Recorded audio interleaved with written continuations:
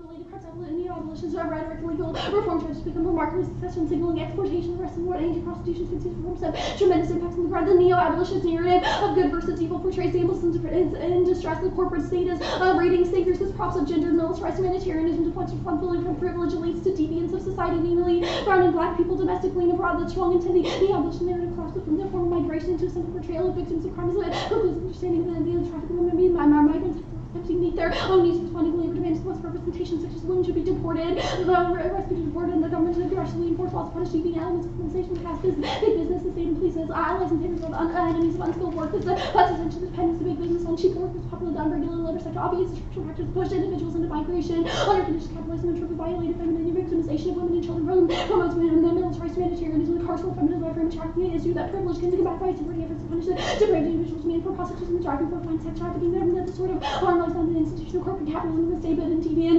unlike foreign and brown men or African American men living in the inner city against whom the full power of the criminal must be brought. The government and society are absolved of responsibility, broader socioeconomic condition that feed trafficking and gendered, militarized humanitarianism is responsible for endless work, honey, and leaven, imperial democracies, racial and gendered ideologies, and militarize all domains of social life, discipline all state subjects of the imprisonment, deploy guidance in the name of the war and terror and security, militarization, both masculinization, heterosexualization, as linked to say Project Imperial Times, Project that would have bringing democracy to oppress women, and direct to which justificates war, neo-colonial adventures in war, making civilized strategic strategies, militarization, criminalization, incarceration, to mobilize the logic of masculine protections, create and sustain endless wars, rhetoric, condition the woman serves as a pretext for occupation of Afghanistan, struggles something with to death between the West and East, reversing raid and rescue strategies and prayer, question sex workers are scripted as permanent victims would give Western, there's a white man's burden to protect the integrity of violated global woman as Capado in 15 proliferation into trafficking came to reconfigure the white man's burden of racialized development centers and the people of color on Western position as objects with unquestioning obligation to modern enslaved men feel free to roam the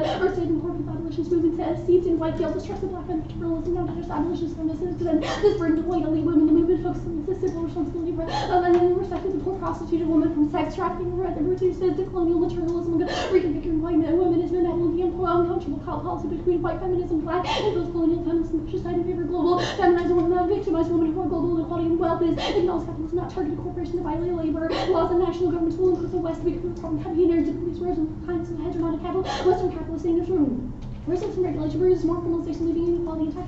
White man's burden to politicize the global economy, abolition, feminist freedom, neoliberal white cheerleaders crusade the knowledge of themselves and the historical tropes by hopeless, impoverished victims of benevolent white subjects that must bear the burden of intervening in the global South. Thus, the United States should establish a right to health for sex workers that includes physical, mental, reproductive, and sexual health services, direct participation for sex workers in any process where health affecting decisions are made, and ending prohibitory prostitution laws. Contention 3 is solvency. Sex workers want and need healthcare. The demanding of the sex workers level 17 across the U.S. sex workers were concerned about the future of that healthcare. They've been battling insurance for years. One of the biggest issues, can't live between 2 states. Receive covers all the ladies travel for their jobs to go to the ER and emergency healthcare because it's vital. Now healthcare becomes vital. Sex workers on the criminalization of people can share depression risk with doctors that don't get the same education and testing they should. That ties to healthcare battle to movements like prison reform. You need workers. You need healthcare. Healthcare's obstacles and prostitution and sex work should be decriminalized, and sex work should have the right to negotiate safe work conditions. It should be fully integrated in the system of health insurance, public health, and workers protection. Many sex workers don't insure to pay out of pocket for healthcare. If any receive insurance, any advocacy will be doing will be really better for healthcare. Sex workers that have to say in health policy priorities. Now the affirmative is key to incorporating voices and experiences of sex workers in policymaking. Growth important in 16. Health policy priorities related to sex work, defined by research, discourse, ideology, rather by sex work laws and policies very lead for the dominant ideology, rhetoric, and policymakers informed by recent policies and the solutions and crisis responsibility resources. Researchers actively define sex work as fraud. Policy approaches are informed by assumptions that evidence of high risk violence and STIs relating to leading to solution based on eliminating sex work rather than making it safer. A right to health solves and ensures sex workers participate in all policy and regulation decisions. Right to freedom from violence, lane and 11. The right to have a place in position and negative obligation of safe protect individuals and never risk their mental health, reproductive and sexual health, discrimination, and consideration of vulnerable people, and imposes on the duty to serve safe and healthy working conditions. Right to participate in the process without the constitution made prohibitory process as well as breach this right to danger, gender-based violence, and hinder STI prevention. I personally limit the ability for healthcare and create a greater risk. These have negative consequences sexual for mental health and further impacted by stigma and legalization implemented by the objects of safeguarding self-first human rights and controlling public order. Better health outcomes are reported. Inclusion step work and policymaking process essential to ensure laws adopted health and safety needs. Now denying sex workers right to health and justification to protect the public validates elimination of bodies marked as disease or unhealthy. Ebb and 5, optimization of health of the population, constitutes disease, and social and political problem to be just compatible by political logic with purging population disease by political sociality, enhancement of life and health can sanction instances of mass death.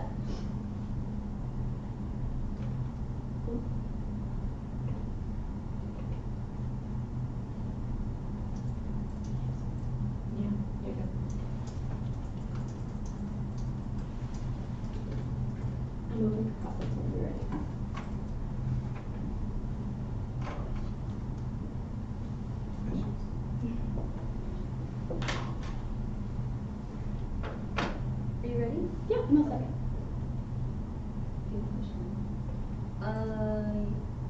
How long have you been debating?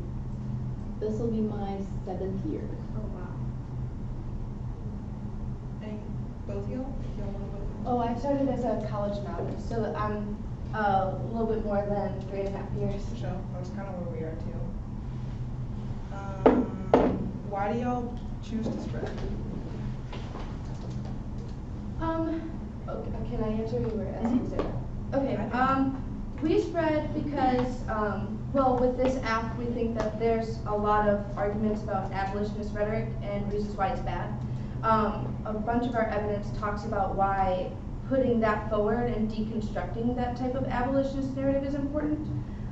We think that the presentation of that, the reason we speed through that is because there's a lot to say about why abolitionist rhetoric is problematic and why sex workers deserve health care. So there's just like a lot to say from all these different people. Yeah. So you feel the need to just say it so that, well, what happens in debate rounds where you're not debating with people that are experienced, that can't keep up with spreading? Will they hear your arguments that are so important? Usually in those rounds, we don't feel a need to go as fast, especially since Sarah and I actually, well, me for sure, I started as a college novice, so I'm not very fast at all. So a lot of the time it's kind of us who are left behind with spreading and flowing and stuff. I'm deaf in one ear, so it kind of makes it hard. Yeah. It's still hard for me to But we try to keep up, and we don't try to make it difficult for other teams. We've definitely had teams make it a little bit more difficult for us, but we just try to keep up with that. Do you think the weight of the argument is actually synthesized by the other team that you spread? I don't think it detracts from it. I think doesn't we're just presenting detract as from much it. evidence as we can on the question that we want to talk about. So your plan involves advocating for sex workers. Can you explain that a little bit? Because I honestly didn't catch any of that. I was sifting through it a little bit, but just in your own words. Sure, so we think that sex workers should have comprehensive coverage based on a right to health. We think that sex work should be decriminalized, and we think that sex workers' voices should be what determines what that looks like.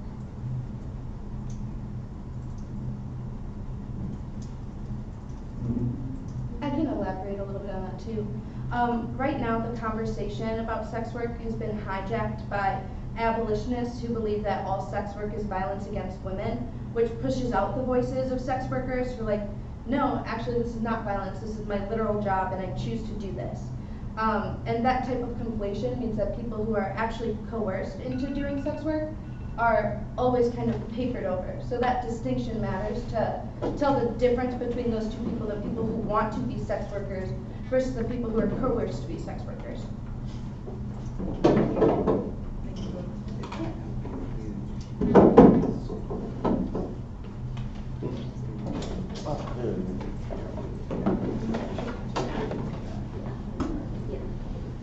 It's my third debate tournament. I'm on the laptop. I just got the email today that it's ready to sign a piece. I can't get into after the CEDA's over with. So. Yeah, you already need that with NDT. Oh yeah, so I have to put NDT though. Yeah.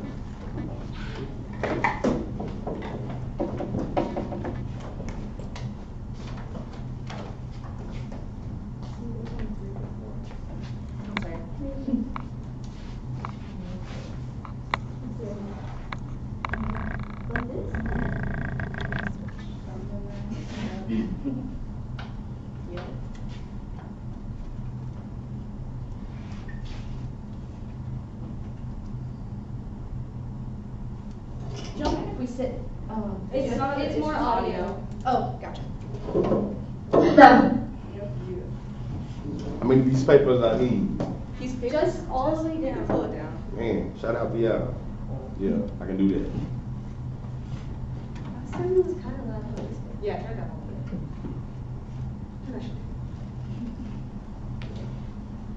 Let me know when you're ready.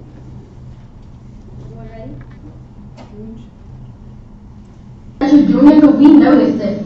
So all these things, they are creating change because we're exposing you to our truth. We're exposing you to how the real world actually works. They don't do shit. They're not changing anything by doing a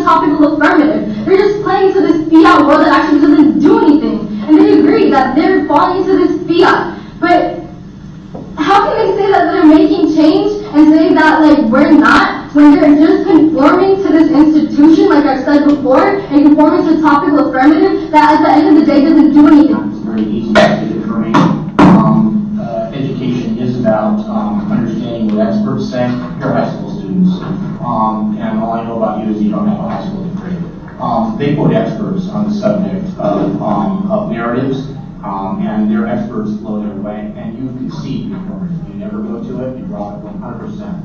That said, you guys could have made this way easier for me if you extend the perm, which they concede in the 2NR. It is dropped.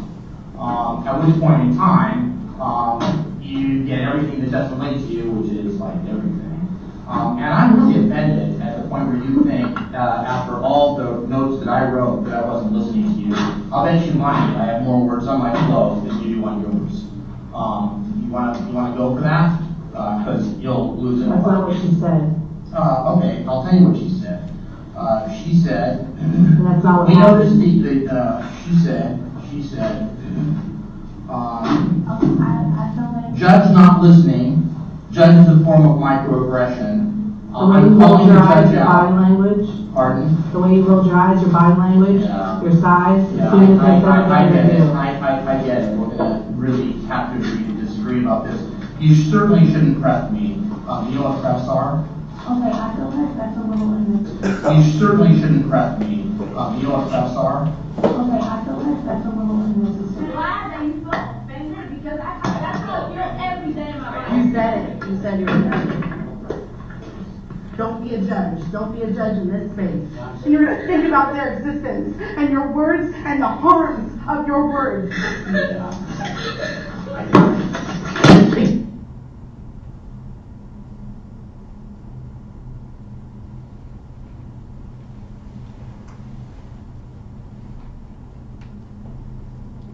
This is not tactical at all, or like any sort of strategic like question, but what do you think that was? That sounded like an RFD. Yeah. Who do you think, you know, what were the ages of those people? It sounded like two women. I'm not sure what their ages are. I can't tell that by their voice. It sounded like obviously a male judge just berating them. We bring that up, or like we bring that to the space because those are the those are two girls on our team that we coach for at Mission High School for a UDL Urban Debate League in San Francisco. And I wish we had more time so that we could show more of what they actually say in their shit, because they're really bomb and they know a lot of shit because they're 17, 18 now, been living in San Francisco for most of their lives, like been through hella shit. So when we first met them, we knew they had a lot to say, and they kind of let us know that they didn't love the way debate's traditionally done. So we were like, yes, do the damn thing, say what you want to say, don't read cards, don't fucking spread, do what you want to do with the time. Talk about your shit that you've really seen. And so when they did that, that was the feedback that they got from like a judge. And it's like, we bring that here because it's like, when we come to these kind of tournaments and do what we do, we like, oh, like I could get through this, like spreading all this shit that's actually really harmful, all these arguments that we just throw on, it's whatever, I can get through it. But like when we do that, we also place that burden on kids and the youth who like have to deal with that in their own debate world because we shape it to let it be this way. And Fatima hasn't been back to practice in like the past 3 weeks since this happened. And it's important to also note that that judge was like an important donor to Bay Area's Urban Debate League. And it's like, it's sad because the only agency that I feel I have in this space is the words that come out of my mouth, but to have my experience invalidated by someone who's gonna be around because they have money, it's completely like, it wants to like rip me from this space. And we have to remember, and we tell the students this too, let us be clear that we don't have a political power voice in this room right now. We're not leaving with a signed bill or an enacted policy ever. And y'all are a K team, so y'all pretty much seem to know that, or like somewhat understand that aspect, that policy has never really worked for a lot of communities, especially communities of color. And we cannot collectively forget that our history and what got us here, we cannot pretend that this activity and the legal system in general was built by and for white cis straight males. Competition in itself is incredibly Eurocentric. the want to win, domination over another for the W, to say you're better, all that shit. It's what debate often boils down to, and it's why debates get so nasty even when we do come with like these amazing arguments to like help people and like do real things. Normative policy framework does nothing but produce a deceptive network of collective forgetting. It immures us to the atrocities in the world by neutralizing terms such as torture, terrorism, genocide, and nuclear war. This stance is inherently linked to modern practices of power. Policy and law is built on Black death, and we cannot ignore it. Neither can we let 500 words come out of our mouths explaining it and not have one moment to actually like let those words come out slowly and let those words come out with their full meaning and let those words really synthesize with every person in the room, because that in and of itself is like taking the weight away from it and almost perpetuating like colorblind racism. Like all the stuff that debate is built on is bad in the same way that like what this country is built on is really fucking bad and really violent. And like Reed Brinkley says in a lot of her stuff that stylistic procedures and debate norms of the community are not one way in which the debate boundaries of participation are maintained, but Warner notes that the stylistic procedures referred to but not limited are rate of delivery, spreading, note-taking techniques, what qualifies as evidence, as that judge said, only by experts, and other technical presentation issues. Shanahan notes that these are violent forms of domination throughout the debate practice. And so the reason why we got up into the splits because our form of spreading should be preferred. It is healthier, it doesn't harm anybody in the space, and what y'all's form of spreading is continually pushing folks out of the space and dripping with forms of domination, colonialist tactics, and like y'all, it's like y'all don't want us to know what you're saying. It's like you want us to miss the things you say so that we can't respond, unable to protect ourselves, or show y'all's asses that we could have a conversation about any one of your cards if we could hear them, and maybe even learn some shit from it. But no, like we choose not to have education be number one, we choose to have competition be number one, and who could say as much shit as fast as they can. And like, where's the respect for the shit you're running? Because the y'all shit is real as fuck, and I really appreciate that you're bringing something like that to debate, but it's like, when you do it like that, I'm just like, why are you doing it like that? It perpetuates like exclusionary measures and like who are disproportionately pushed out as sex workers, like who are like the ones that are getting the care, who are the ones that whose existence is validated in the sex work industry, you know, like those are the important questions that I feel like you need to give time to, not 15 cards about one thing that no one's actually going to understand. Like 30 seconds. Yeah, we'll go to the rest of the stuff later, but that's kind of all we had to say, I think. We're good. So I guess my first question is, why before the round did you not ask us to not spread then? Okay, so it's also, this whole thing we're bringing to this tournament is not just to like win rounds or like, I don't know, it's for a purpose for us to all start to really think about the acts we do in debate and like stop doing them. And if we would have asked y'all, hey, could you not spread in this round? Then y'all would have been like, oh yes, we will not spread in this round because they will use an argument against us and then we will like not be able to win. So we're here to expose everybody that is spreading and have like a real ass conversation about why that shit sucks. And why we could really get it out of the debate community, or at least put it in like a small community where like spreaders can spread with each other, but like why the fuck are people spreading with people that they don't know can listen to them? You know? Like, I don't, yeah, that's why. So then what is the method of reforming this? So if spreading is bad and other debate norms are bad, then what does debate look like after we've accounted for these criticisms? Do we have an answer for it? Well, like, last round we had a debate where the other team really like, we had sent them our stuff and so they read over it and like they came into the round with like a very different attitude. They were not acting competitive or like petty how we all usually get. They didn't spread. They really hammered out trying to tell us what their arguments are so we were understanding what they were saying and like trying to find actual nuances in our stuff. Like, I don't want to like say too much about what because they shared personal stories as well. So it actually was enacted in round and embodied what we're trying to do. And I was able to learn shit that I did not know about at all. how does that happen in a competitive space then? Like, if like, I guess, if you're still going to have a win or a loss at the end of this round, and like, if I shared personal stories, like, how can you compare those two things, and how do you adjudicate that, I guess? I guess that's what we're critiquing, like the way that debate makes you do that. Like, it doesn't have to be such a competitive thing or a win-lose thing. That's just what we've been told it is this whole time. Then I guess what should the ballot do? The ballot in this round or the ballot indefinitely? In this round and in other rounds after we change these sort of overarching structures, what does George's ballot do? What does it look like? It's like an acknowledgement nod, I guess, or it's like.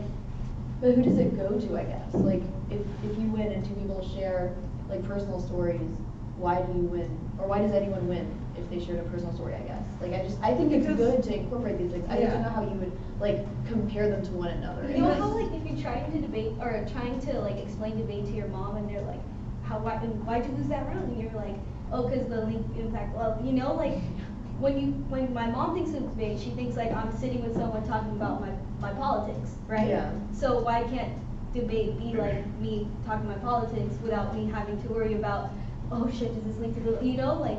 All the, like, you know, like how I would explain that debate that just went. Like, the judge still made a decision, but it wasn't so based on, like, it wasn't based on debate shit, one, and two, like, we actually got evaluated by who was able to, like, educate the round, who was able to present their ideas in a way that the other team could actually get it, and we could, like, figure out, like, oh, let's actually add this to our idea because now this you know what I mean? Like, there's ways to judge rounds that aren't how we normally do it.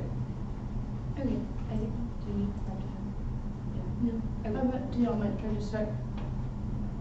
Oh, that's Yeah. easy. Mm-hmm. Okay. So I'll go ahead and slow down, but I'll first explain the case.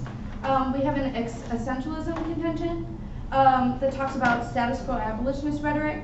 Right now it erases sex workers who are already viewed as victims, devoid of a choice to engage in work, and they're also denied political and social agency because they're always viewed as somebody who violence is done upon and not somebody who can be a person or make a choice.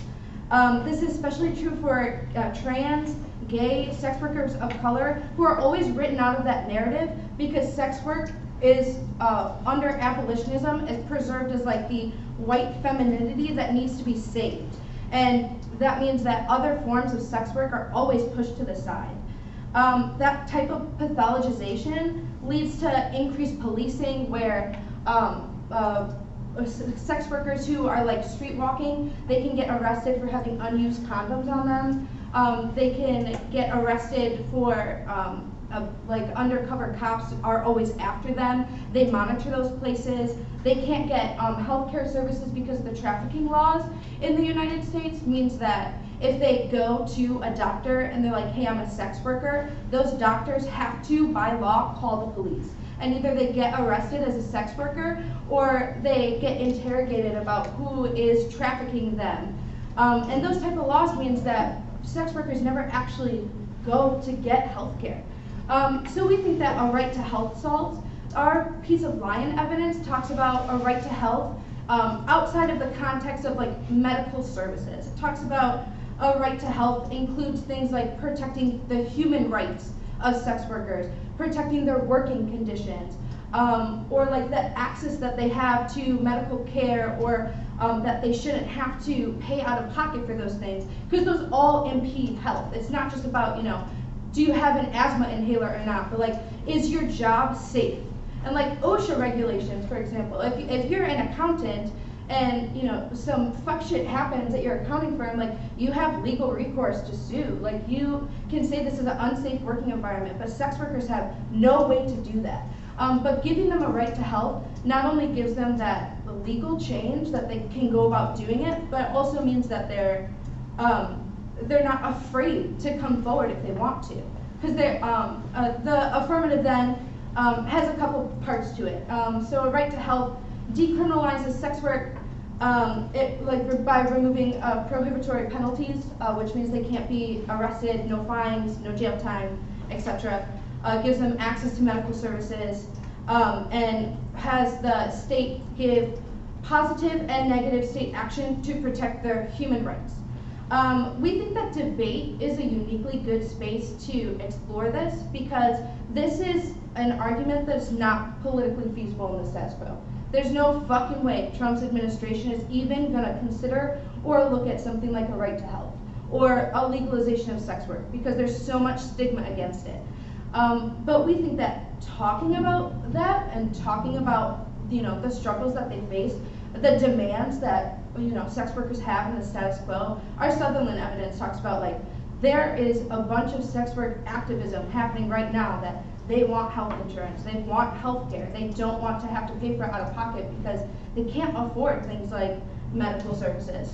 A right to health allows those workers to take back that conversation and would necessarily include consulting them on those kinds of policies. But we think that this is a radical way to think about politics, and we think it's a radical way to talk about what could happen in a world like that. And so the reason we talk about these issues is because in the status quo, the rhetoric of abolitionism is taking over that conversation. We think that injecting the voices of sex workers is uniquely important to do that. And we use spreading to do that because we talk a lot about abolitionism. It's a very complex issue, it has a lot of parts to it. And we also want to tell the stories of sex workers themselves, which is parts of our solvency evidence that quote sex workers, talk about what their demands are, etc. Y'all made a couple arguments about a debate as a competitive activity. So we don't necessarily think that spreading is what's the violent part of debate. When it's used to read and get out arguments that we think hedge back against a lot of the elements that make spreading a tool of hierarchy or exclusion in debate. And we think things like cross-ex and flashing email docs and disclosure and talking to the other team before a round are ways that we can hedge back against that. Also asking for accommodations and being accommodating would hedge back against that. Spreading is a result of competitive aspects of debate, but it's not the only way to debate. People read poems, they play music, they tell stories. It means that those two ideas aren't mutually exclusive. So I think Rutgers uniting the crowns proves that you don't have to spread to be competitive. But that doesn't mean that any of them is worse or better. It's just about what a team wants to do and say and how they feel that that performance is best portrayed. But we also have a couple of reasons why we think competitive debate is a good thing. We think that it creates unique roles for the negative and the affirmative, especially when you're forced to engage the other team in arguments that are unpopular, politically not feasible. Instead of other teams being able to blow it off and be like, that's asinine and we don't want to deal with it, they can't get a ballot unless they engage that argument. So it forces people to learn about those things, to research those things. Speech times, we think, are a good metric to be able to allow people to speak. And people who get silenced in the status quo never have that agency to talk. Speech time means that you are forced to listen to them talk, which is a net good thing. But we also think that debate is a structured discussion, and that the parameters around that structured discussion are net better than an unstructured discussion, just because defending the structure of debate as something that's timed, something that the two teams, two people on a team, is different from endorsing the way that resolutions are constructed, or what arguments are popular, or what arguments win at major tournaments, or who has access to debate. We think that those are two separate issues. And the issues that happen in debate that y'all have indicated, Sarah and I, while we're part of that, we have no control over how that's enacted on us, or how we can, do anything about that outside of this round. And it's also not a reason why we can't have a discussion about the affirmative or think that the affirmative is a good idea, which means we can probably do both of those things at the same time. We can talk about why sex work should be decriminalized, why sex workers should get a right to health, but also why debate is not necessarily the best. We don't think that those things are mutually exclusive, really. and that deliberation and dissent are probably a good model for discussions over sex work, because it's a way that we can navigate competing needs and interests of sex workers, deconstructing like status quo constructions of the normalization of abolitionism. If we don't talk about that, we're never able to deconstruct why that narrative is not actually relevant or actually reflective of sex workers and their thoughts about sex work. And I just think that even if, the way that people do debate is problematic, the structure of debate isn't bad, which means that it can be utilized to make arguments like the app. And any reason why, the app arguments are good is a reason why those things aren't mutually exclusive and why we can talk about both of them. Okay, I'm done.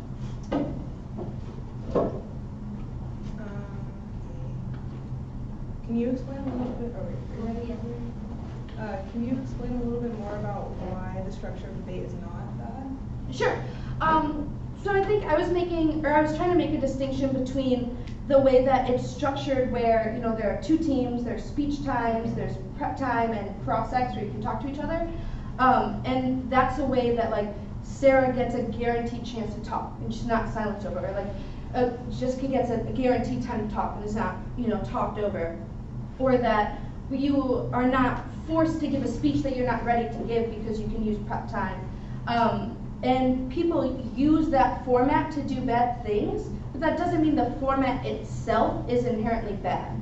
And I think the app is an example of how we can use that format to do good with it, to talk about arguments that we think are relevant and to talk about things that don't get talked about in the status quo. Do you think that spreading those 15 cards about abolitionist rhetoric is the most effective thing you can do for that argument in this round? So I actually think that the research component of that is probably the most important part to understanding it, and the disclosure component of that, because it makes teams. Do you know that I don't know either components of that because it was being spread, so I actually don't know. So I think one of the arguments I made in my speech was that flashing or emailing speech and like having cross-ex to clarify questions like that is a way to hedge back against that, and also asking for accommodations or something like that, and being willing to give those. Why do we have to ask for accommodations? Why can't y'all ask if you could spread?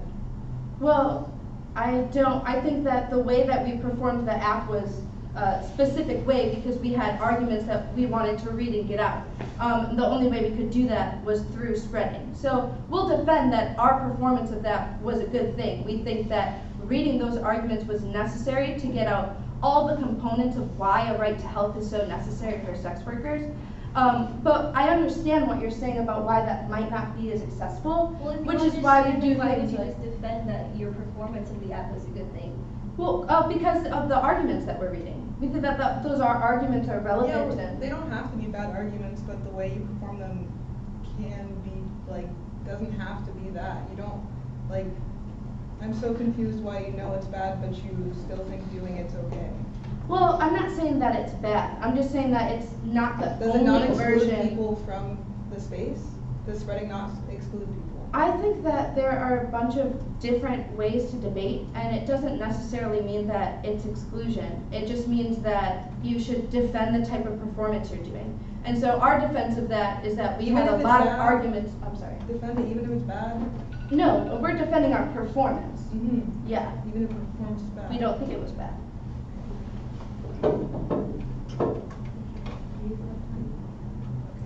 We're not saying anything, we're just going to Oh yeah, we have a clock. Okay. We're ready. Everybody ready? Anybody not ready, say something?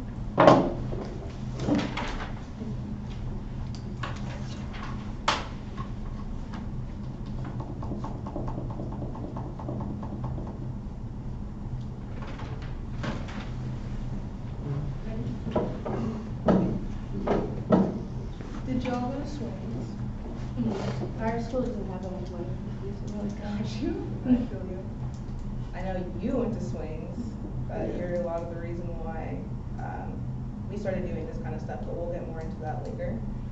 So swings was a defining tournament for me and Tristan. It was the final straw that broke our backs.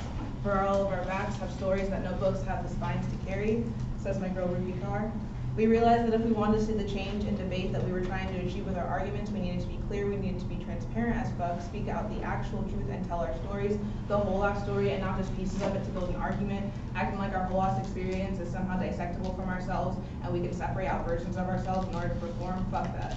So here's the story of swings.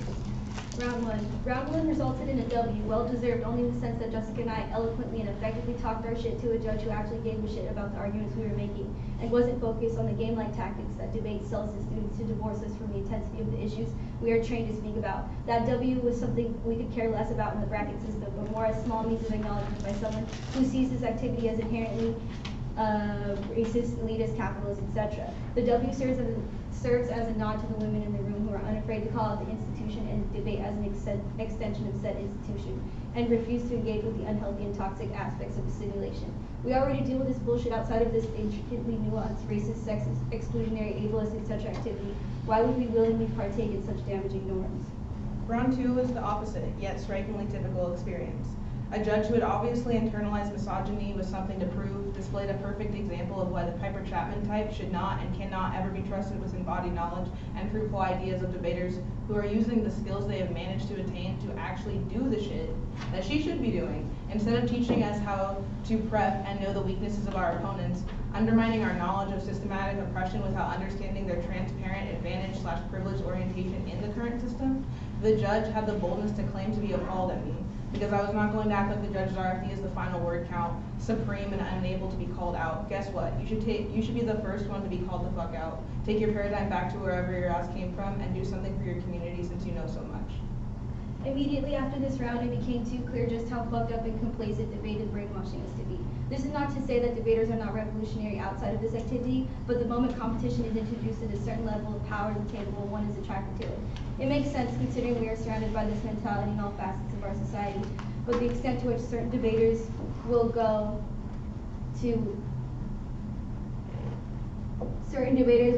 is honestly unhealthy, defeating, and traumatic. The moment Jessica questioned a decision, she was immediately shut down, made to feel ashamed as an angry brown woman, and the judge stormed off in obvious discomfort, ego so fragile. If the two males in the room felt the decision unfair or asked for clarification, you best believe her ass would fully explain her reasoning rather than claim to be appalled. And coming at us with the most passive-aggressive body language imaginable, shit, her ass was one eye roll away from becoming cross-eyed. We were shook. Shook as hell because I knew that I was being stereotyped as an angry ass black or brown or who knows what other kind of extra girl this is. And my teammate Dante was being stereotyped as a violent black man in his own round. I knew that even if Dante wanted to fight the guy, the rumor going all around the debate community, it was because debate pits people against each other. The same tactics used by masters that owned our ancestors. Divide and conquer was what our forefathers said, and that is what they have done in and out of debate round. We always meet up with our teammates post-round to discuss how it went, what fucked up shit happened, and I find this to be the only healing aspect of debate. How fucked up is that? We subject ourselves to 2 hours of criticism and then find comfort in shared experience with our teammates. What community is debate made for? What community does it serve? And right in the middle of Dennis and Dante's moments of confidence, our white male forensics director comes to do some sort of damage control in the situation.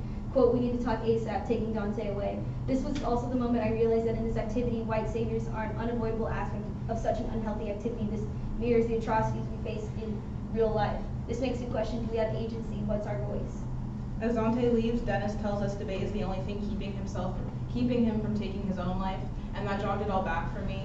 Everything that I've been pretending didn't happen came back to me right between my lower eyelashes and eyeball. Tears were coming, but we had to go on to round 3. We just had to sit and strategize how to perform our argument. It was obviously more important to debate than for me to reflect on Maya Thompson's suicide that had just happened 3 weeks prior. It was time to debate. I thought maybe I'd be okay. I thought maybe this distraction would be enough. Me and Tristan can get through this. Round 3. The affirmative is explained to us before a round as a mothering app, which advocates for the nurturing aspect of mothering as a catalyst for health more than just the physical body. Jessica and I both look at each other with a look we know too damn well. We don't want to fucking go against something like this, especially when it's against POC. Where's solidarity? Sitting outside the classroom before the round starts, I feel the energy start to drain from mine and Jessica's body. We were having a visceral reaction to the idea of having to defend a position or even try to find nuances in their arguments just for the sake of debate. In round, I keep looking over at Jessica because I know that this is not going to be like other rounds.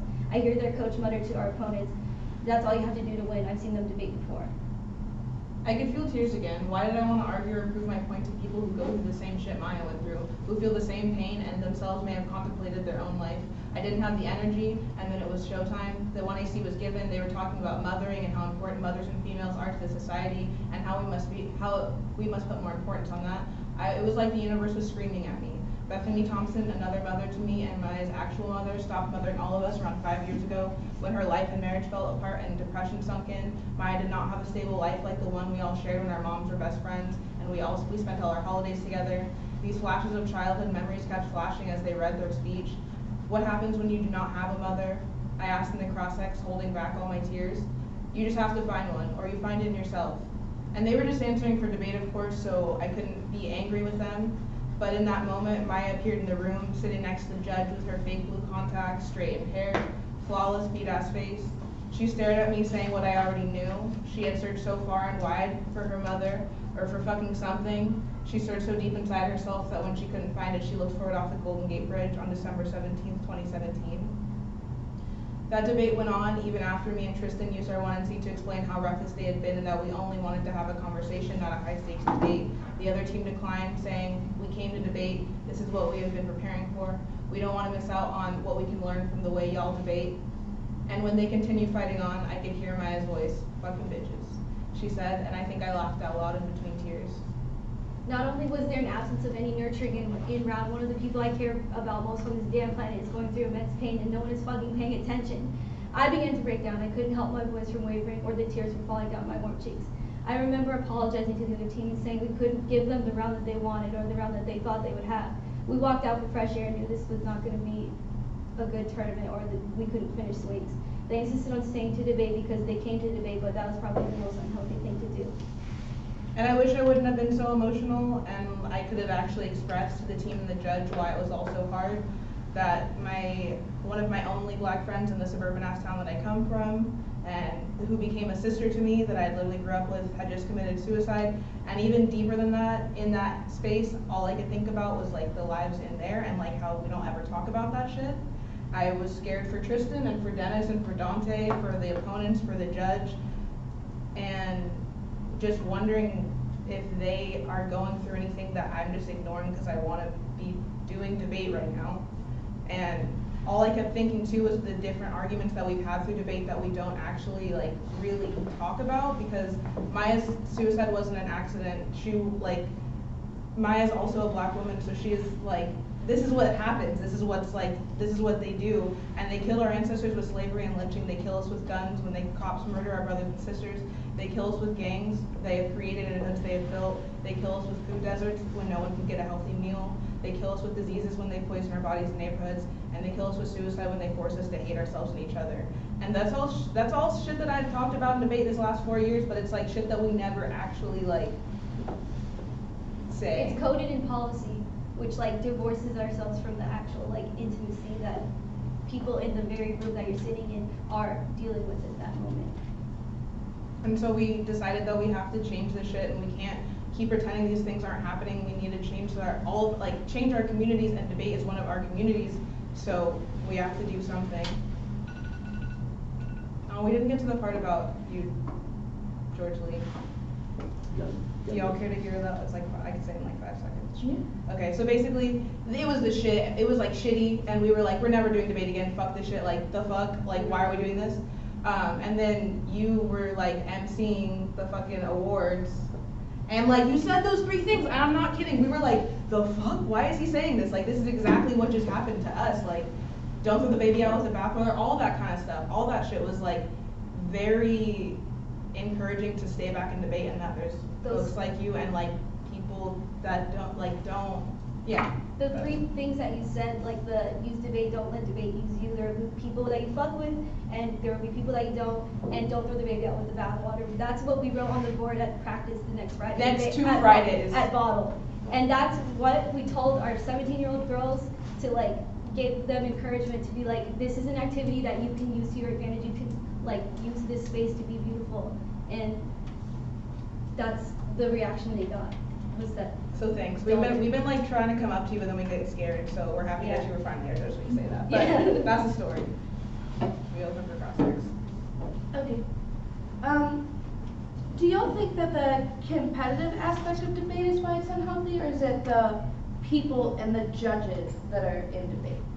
I mean, I think it's a lot of things, but the competitive aspect is like most prominent, and that's what I realized, especially in that round, from swings, because it was like, one of the girls in that round, I know she's a good ass person. Like, I could feel her energy and the way she was treating us after the round too. Like, all that was going on in there was she was in debate. Like, she was in her mode. She came there to debate. She came there to, you know? And it's like, it's fucked up because I'm sure if I would have actually been able to tell her what was going on, and she would have been like, oh shit, I'm out of debate for a second.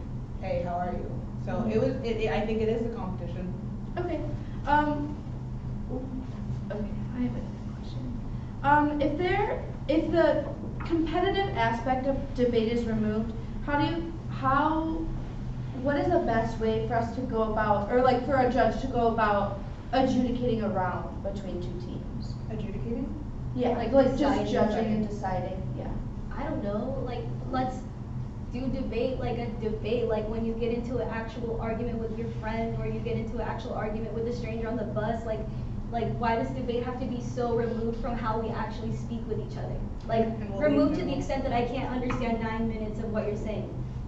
Okay, when people are invited to those conversations, what happens when like they're talked over, they're not listened to? No, I understand what you're saying. Speaking times and some things in debate that we like practice are beneficial, especially to women of color whose voices aren't heard. I get what y'all were saying about that, yes. But then there's also extremely violent things in debate that we just let stay as norms as a community, and that's what we're talking about is fucked up. If somebody wants to come in here, if y'all want to come in here and be like, this is why speech times are fucked up, this, that, and the other thing, I would be really happy to listen to it until I can better understand why we need to get that to go. If that's, you know what I'm saying? That's, yeah. Yeah, I understand that. What do y'all think the purpose of debates or the debate community or maybe even the debate space should be? The purpose? Yeah. Like, what do you think we should talk, like, absent a resolution, or like if you could come up with a resolution, or what do you think just should like be the conversations that we have? I think that the resolutions we have are like pretty alright. It's like the way that you are able to interpret them, and again, y'all are a key team, seems like, so like you have done that also, like where we don't just do it through the USFG because we know that doesn't work. But like, I think that the topics can still stay the same in like terms that are serious, healthcare, militarization, all that kind of shit. We're just critiquing the ways in which we perform our ideas about that and the way we treat each other when we do that. Okay. Like, the theory in the 1AC, I'm sure is really, really, really dope, and we're probably on the same board, but the way that you delivered the 1AC and the way you wanted to advocate for those ideas is flawed and entrenched in the Eurocentric and like colonialist norms of debate that it sells to us to tell us that now we're good debaters because we know how to like navigate these nuanced, like really tactical aspects of debate which are so harming, and it doesn't take into account the actual people that are being like subject to such arguments. Okay, I think I understand that a lot.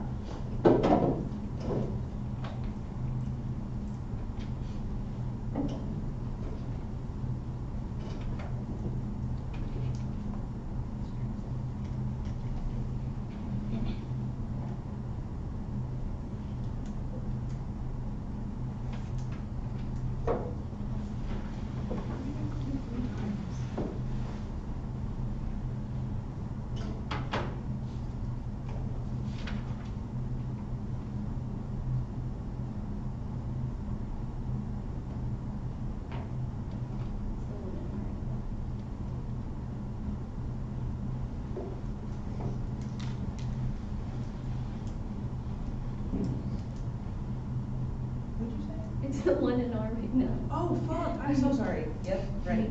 Ready? Yep. You wait, ready? are you? Yeah, yes. Let's just say some shit. Okay. Everyone ready?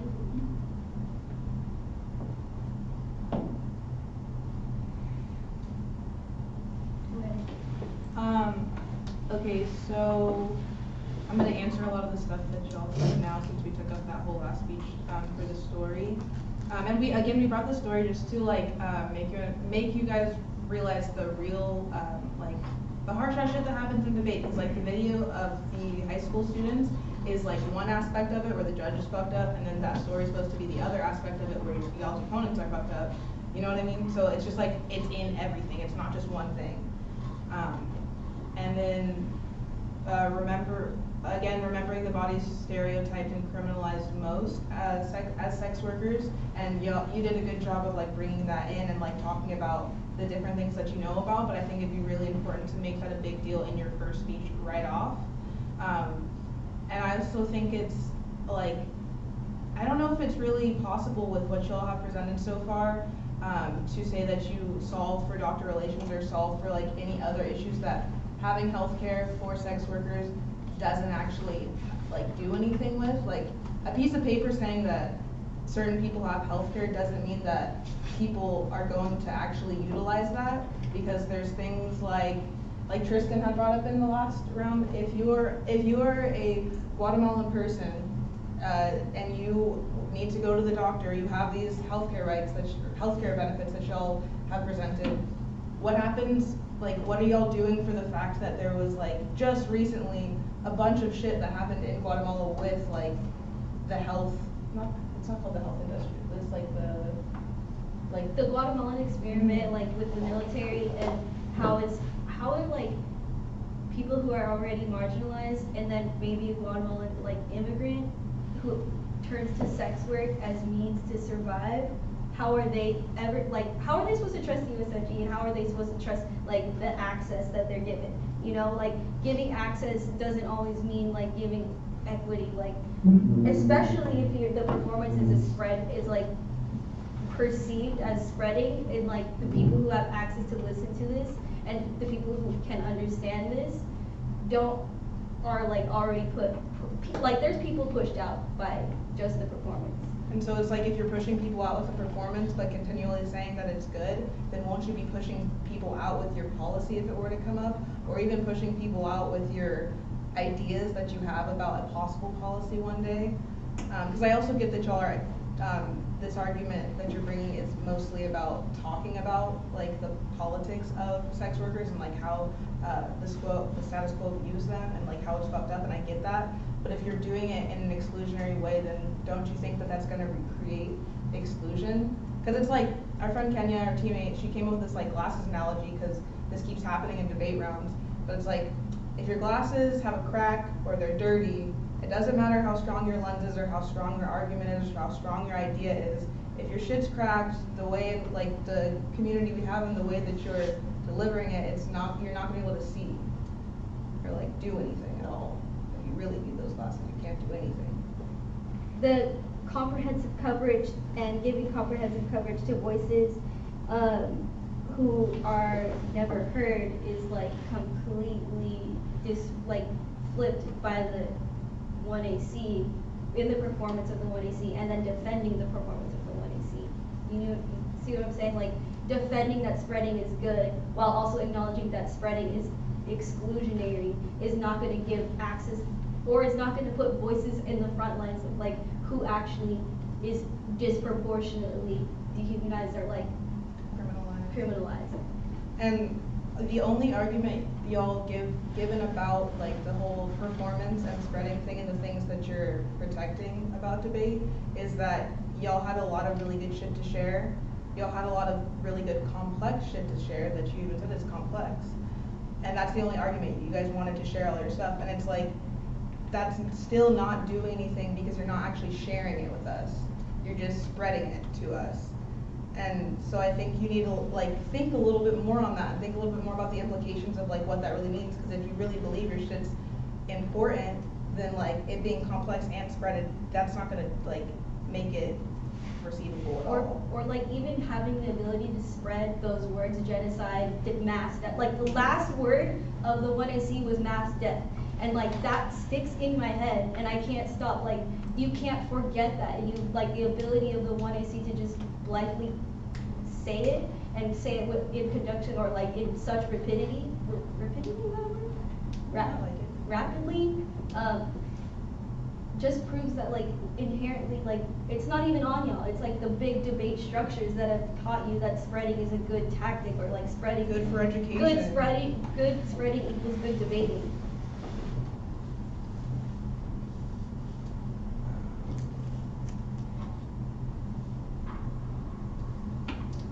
In 30 seconds. We always do that. Oh, and the asking for accommodations thing, I think that is really important to remember. Like, why would we have to ask for accommodations? Why can't y'all ask for accommodations and think about why you thought that way automatically? I think that's all. You're good. Okay, I'm gonna take Beth.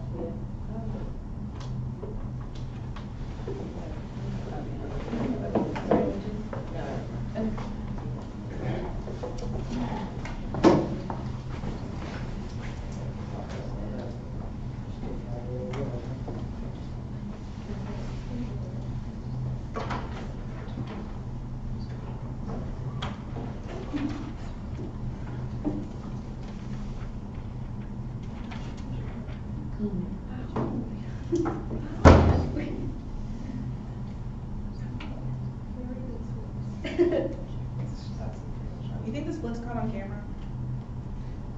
Your half did. What? The fuck? Yes. Yeah, like. But I'm glad you're happy. I was too far. Yeah, I didn't realize what you all were doing until you did it, and then I was like, oh man. Oh, I know. We should have let you know. Yeah. Damn, we really should have let you know. We could do it again.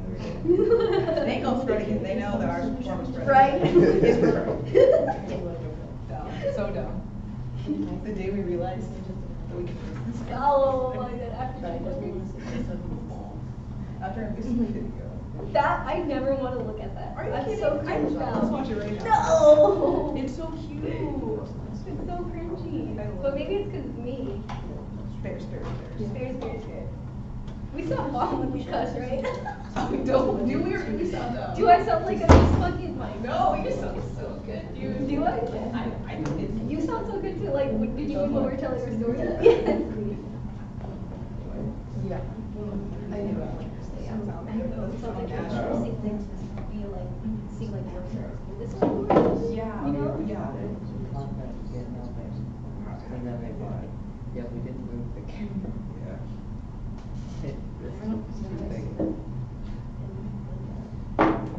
I'm sorry.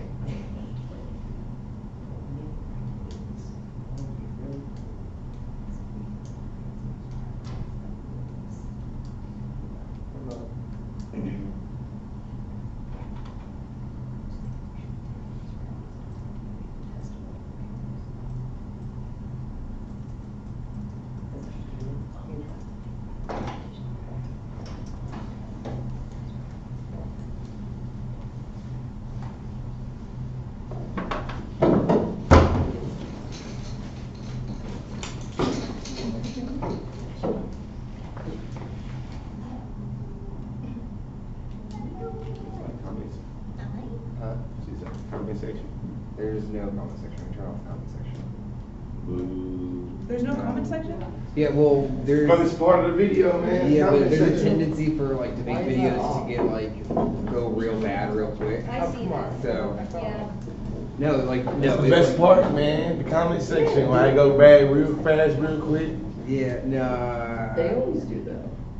I know, and that's why we decided against it. And then we go back years later and we laugh. No, but like it doesn't go bad. It goes bad like a racist way usually. That's true. Yeah, racist shit sometimes is funny. I mean, It's to be expected sometimes, you feel me? I mean, yeah, that's true. That's true. Sometimes you gotta be able to research white people's real, you know, fun, Exposure. naive ways of being racist. You feel me? It's how you're able to build your lexicon and being able to resist it. You know what I'm saying? And being able to define how it works.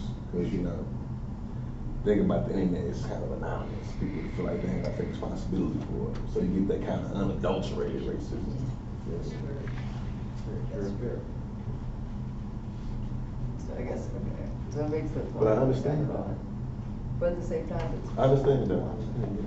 Yeah. I get it. I get why you wouldn't have it. I get it. Yeah.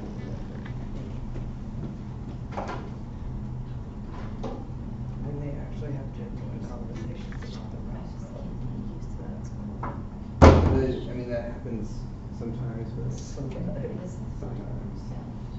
Like, I just know I've seen like the CEDA stream like every year. Like, I know the first couple times it was okay for a little bit, and then it got real bad. And then it like just got turned off. I have 534 left. And then the same thing happened. And I think last year we didn't like have it. They turned it off like halfway through Yeah. finals when they had it off.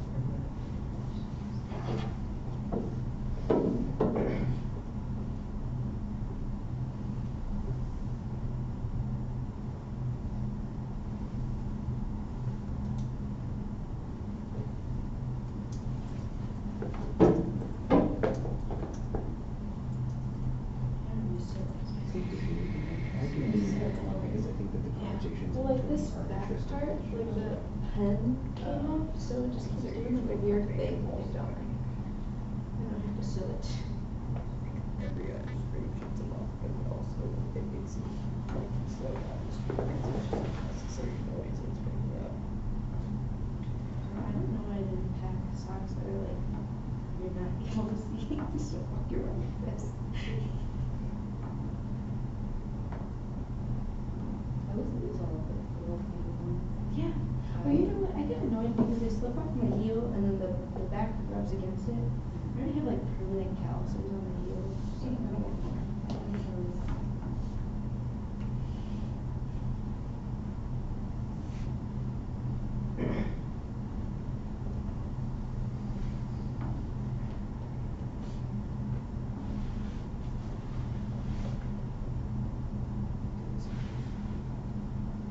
We're just waiting for this. Oh, my bad, y'all waiting on me? No.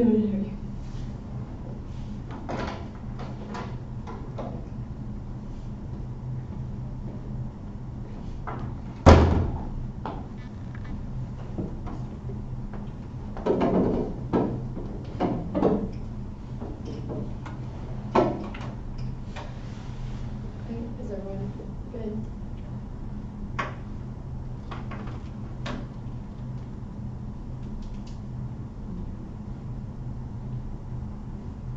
You good? Oh, yeah. Okay.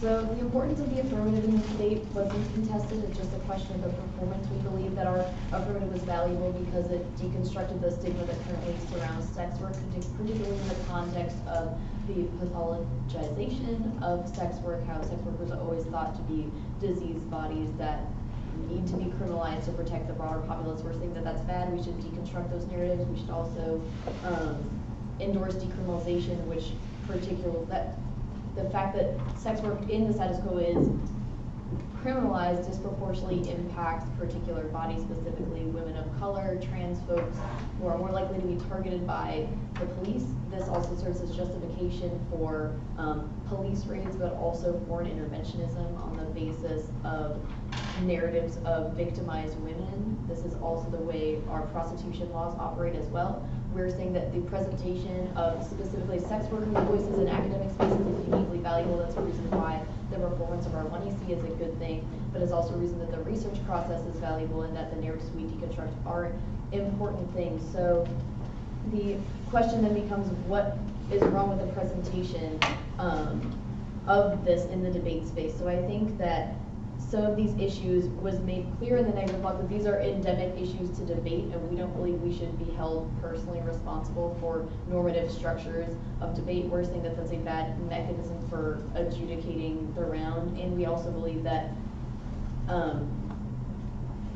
acknowledging that these forms can be exclusionary is important. We would have been willing to have that discussion, and the reason why we think that these two things are compatible is that we can slow down and still have these discussions and still believe that I advocate this. This is a form of personal politics for me. I believe this is something that's important. This is a reason why our presentation isn't incompatible. We just wanted to present as much evidence as we could on that question. That's a reason why your criticism is in line with everything that we believe is important, given the 1AC. But we also think that the assumption, or not the assumption, but the arguments that like slowing down and having personal discussions that are just questions asked between each other in a conversation doesn't deconstruct the sort of problems that are identified, because a lot of the reasons why these formats can be weaponized against people are problems of pre-existing power structures that would still exist within conversations that happen between persons, and we have evidence that suggests that it would actually be made worse. So there's a large body of literature that critiques invitational rhetoric. It requires, to participate in civil discussions requires civility, and that results in two things. So one, either people who don't conform to the standards of normative power structures within a conversation are screened out and don't get to participate in those conversations.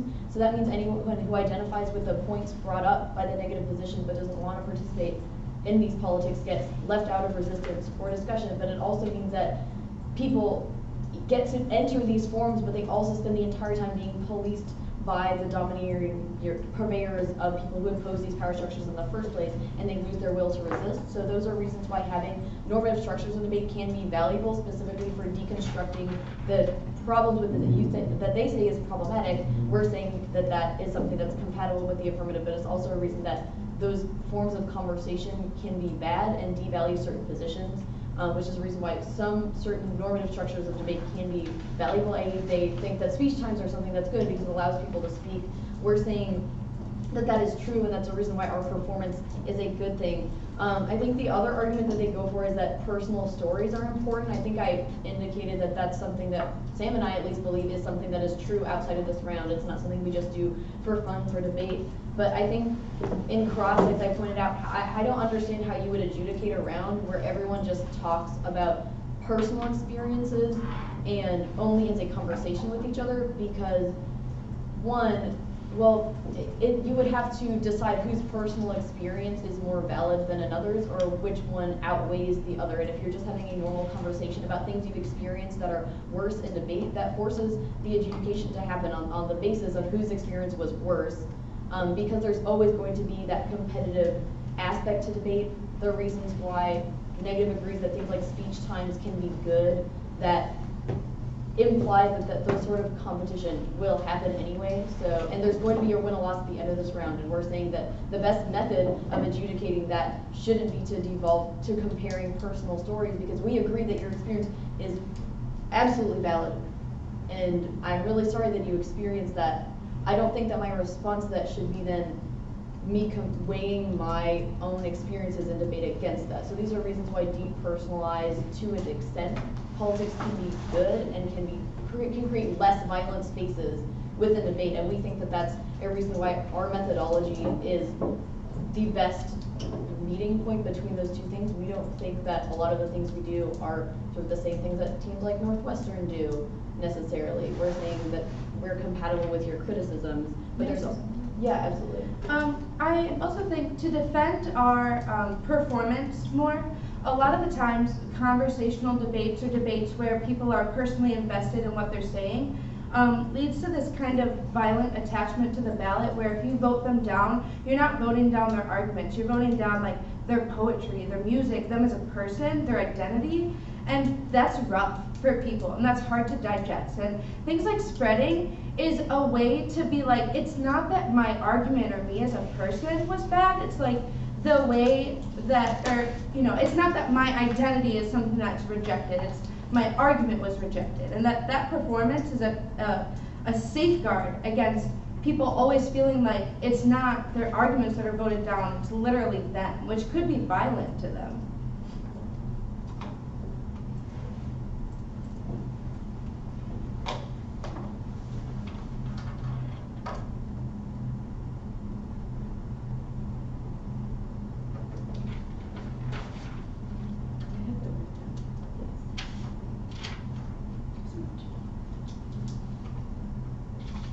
Wait, that's it? Okay. Yeah. Sorry. Did we have any questions? Yeah, 10 minutes. Oh, swag. Okay. Read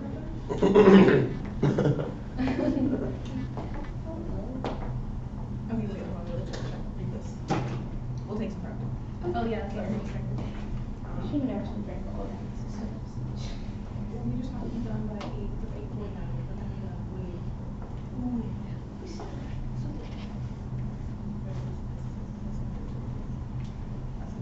Oh yeah, sure.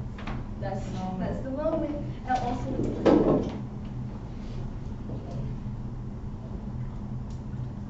I just got an email from Neil Pest. What?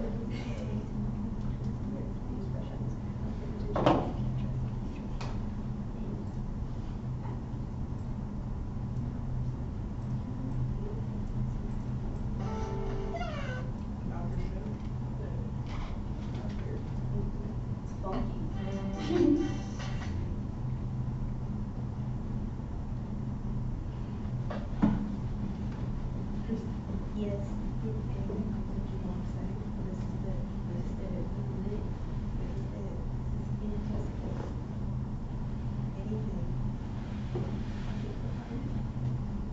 I'm crying.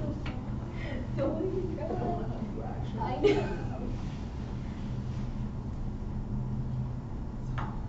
You're the longest relationship I've ever had. For real. Okay. We're ready? Yeah.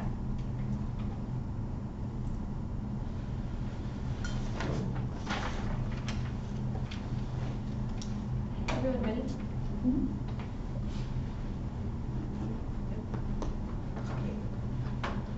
So finishing this round, I think that the things that like weren't answered or like answered in a way that like I could at least understand is why is spreading good or why is it not exclusionary? Why is it good for, why is that type of performance good for sex workers? Why would sex workers trust your policy as staff? And how have you ensured that it won't be exclusionary? I don't really think any of that was like touched on in a way that makes any sense. And the idea that we shouldn't be held responsible for the things that we do in this round or outside of this round, I think that that's bullshit, because especially the way y'all look, like, you need to be accountable for the shit that you do. And I don't know why that's so hard for a lot of, I don't know y'all's identities for some, but I don't know why it's so hard for pale ass people to not get that we need to be accountable as fuck for what we do. Like, there's a lot of times where me and Tristan are constantly restraining ourselves and trying to be reflexive in and out of debate, because like, we can't pretend that like, looking like this, like, I get to look like this and be looked at in the world very differently than a lot of other people. So the shit that I do, I need to be thinking about what I do, because we could just sit around and soak up all the white privilege and the fucking American citizenship ass privilege that we have and all the other privileges that we have, but like, why? And I guess maybe that's just because I'm not all white. Maybe that's because there's like a weird insight that I have to what it feels like to not be white.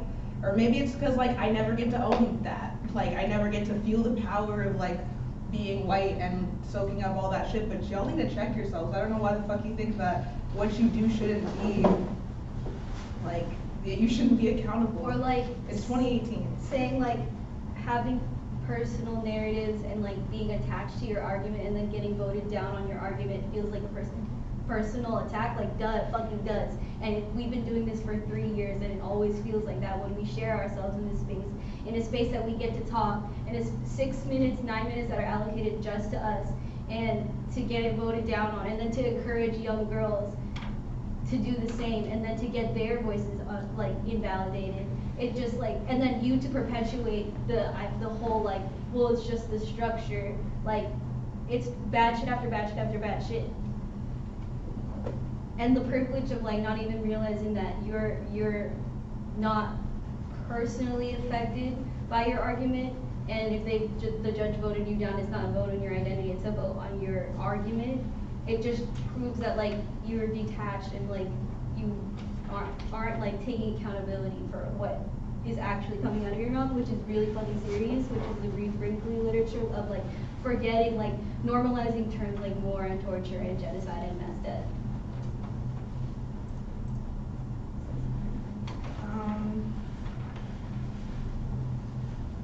How can, like, I just can't trust the affirmative at all at this point.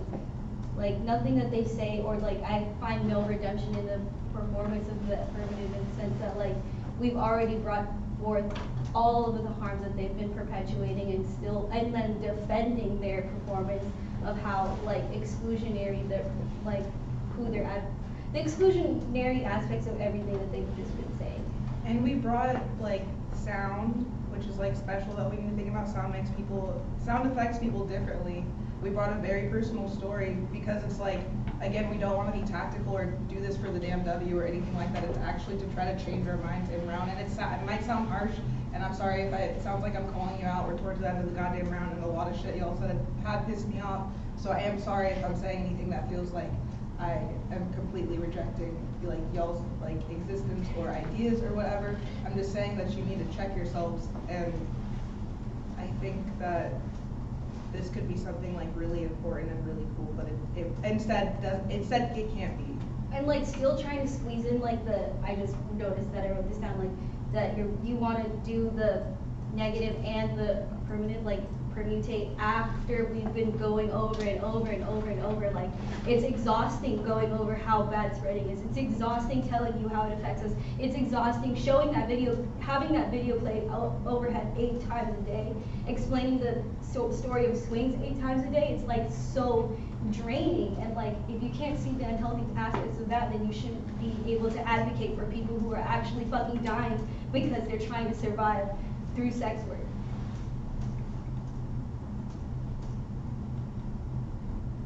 And I hope that you'll take this with you out of debate and like, I don't know, think on it later in, I don't know, yeah, that's kind of it. That's all I hope for the end of this round, honestly. Honestly, it's not like coming at y'all. Like this is our last debate tournament ever, and like it's just our last debate round ever.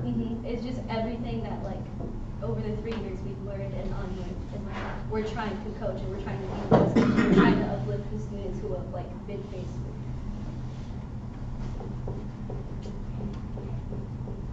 That shit. Yeah. Okay. Yeah, we're done. We're gonna take just a minute prep time. Do you know how much we have? I wrote it down. 5:34. Okay, put it in. Yeah. Okay.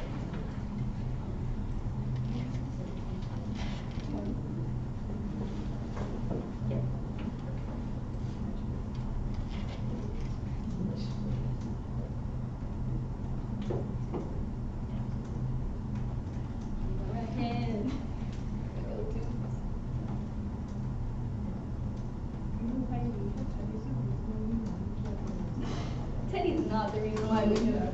He did link this because he's I thought it was going to be with Dougie Fresh too. He saw it. Yeah, that's fucking up every time.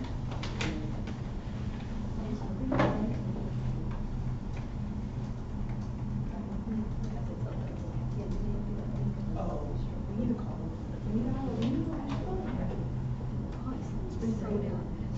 They have like food with Miss White and samples all the time. It's so weird. So much better. Nasty. Real nasty. I wish I didn't know. You shot your shot? I shot my shot and it was like real effective, but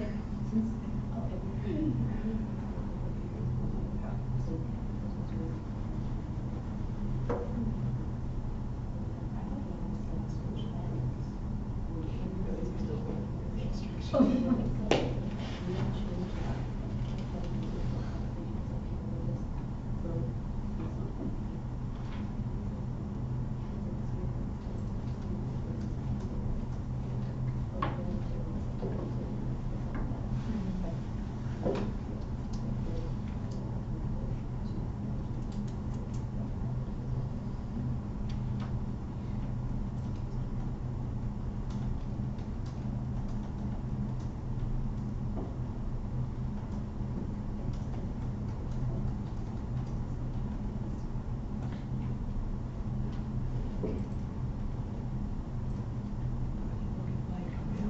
Oh my God.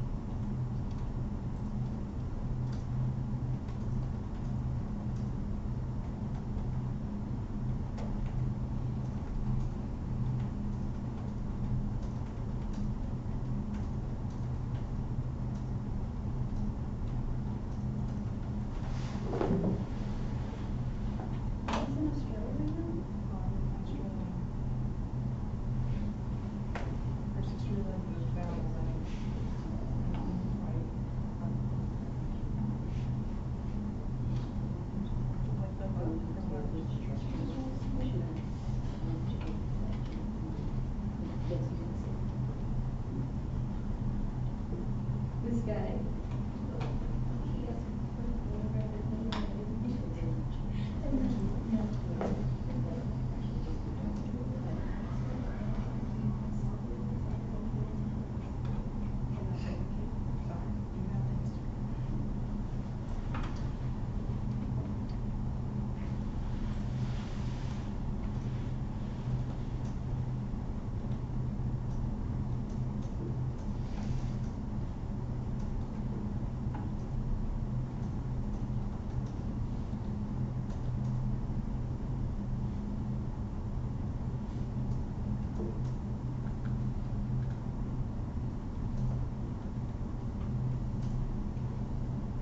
That was the end of our program.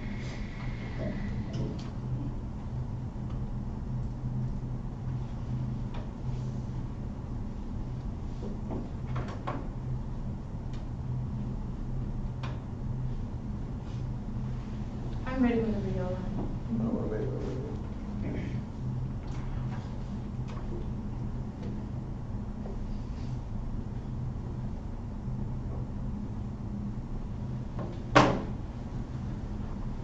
Everyone ready? Cool. I'm going to start just with our case extension. The reason why we think that affirmative is a good idea is because it's a radical form of political imagination for theory and idea, political praxis that's not feasible right now, but something that sex workers are demanding that we listen to, demanding that we do. And that the deconstruction of abolitionism, actually listening to those voices and listening to the people who aren't scripted as proper sex workers in the status quo is a good way to understand why those voices matter. We think that the affirmative's idea of a right to help is how we're able to kind of access those discussions, and those discussions matter because they're right now hijacked by abolitionist rhetoric. The only way to fight that is to dissect abolitionist rhetoric and listen to the voices of sex workers that say, no, this is wrong. So they say one of the issues with that is that sex workers might not trust the app. I think there are two responses to this. One is that they don't have to trust us or our ideas. Our Sutherland evidence indicates that they're demanding this right now. This is not something that Sarah and I created. This is something that sex workers wrote up, and they're like, this is exactly what we want.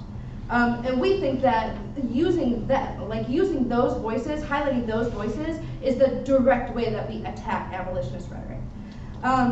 And two is that it's not about whether sex workers on the street trust us. It's about whether or not the idea and the breakdown of that type of rhetoric is a good thing. And I think we're all in agreement that it's probably a good thing. They also say that we are detached from the arguments that we're making, or that detachment from arguments is bad in general. But they're not really giving a reason why that the attachment is necessary or unique to debate. And I think that we're saying that some detachment is necessary.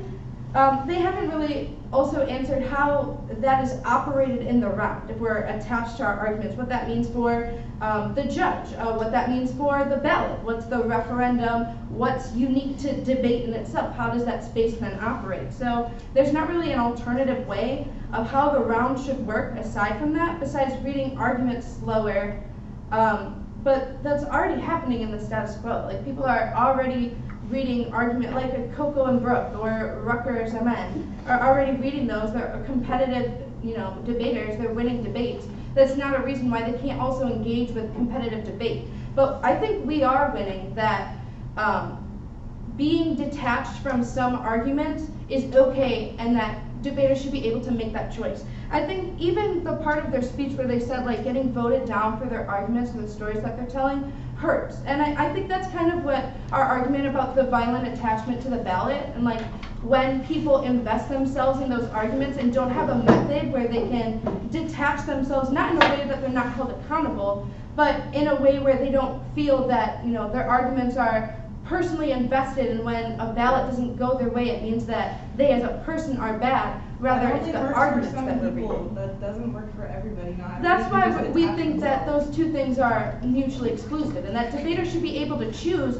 whether or not they want to do that. You can't just choose. A lot of people can't. So you can. Our permutation is that you can spread for that kind of detachment. That means that you're not always violently attached to the ballot, which causes some people psychological violence, which I don't think you really get to negate.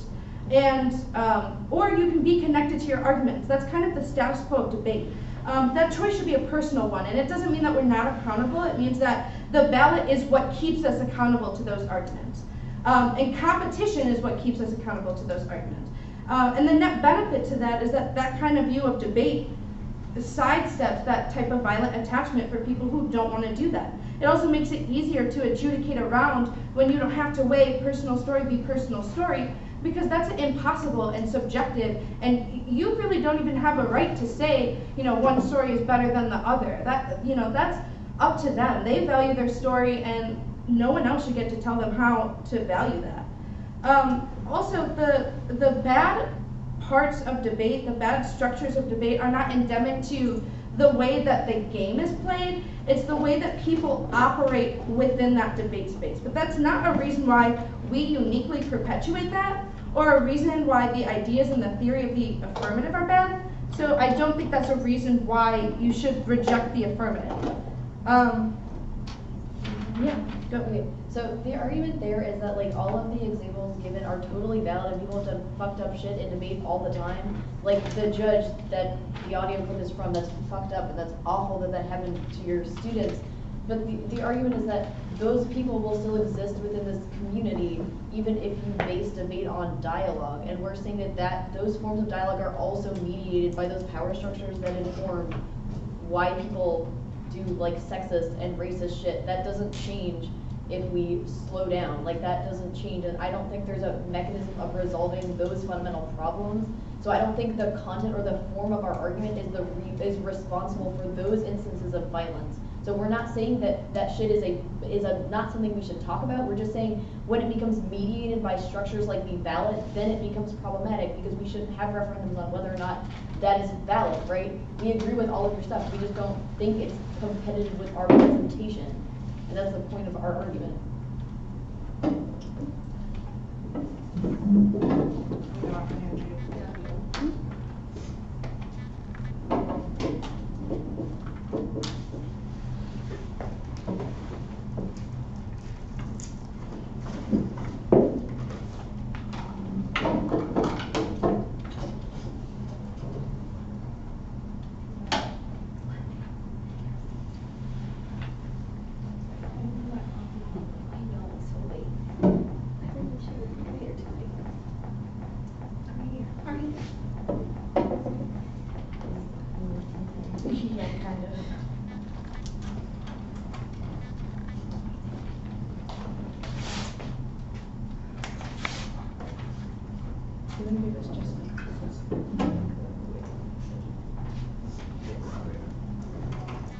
All these puns are really up with one.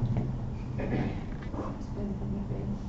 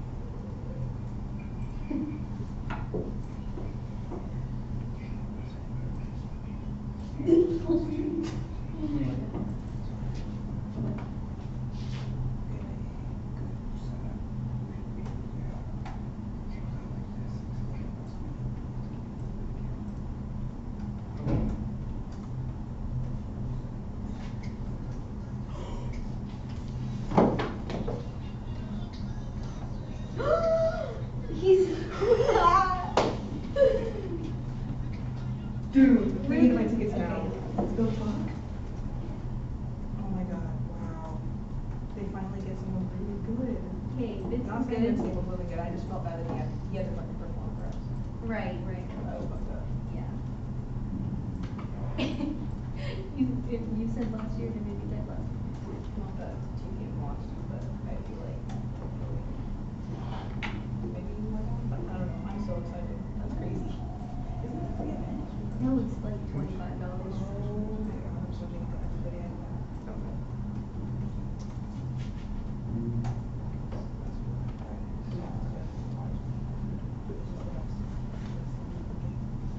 know. Jessica?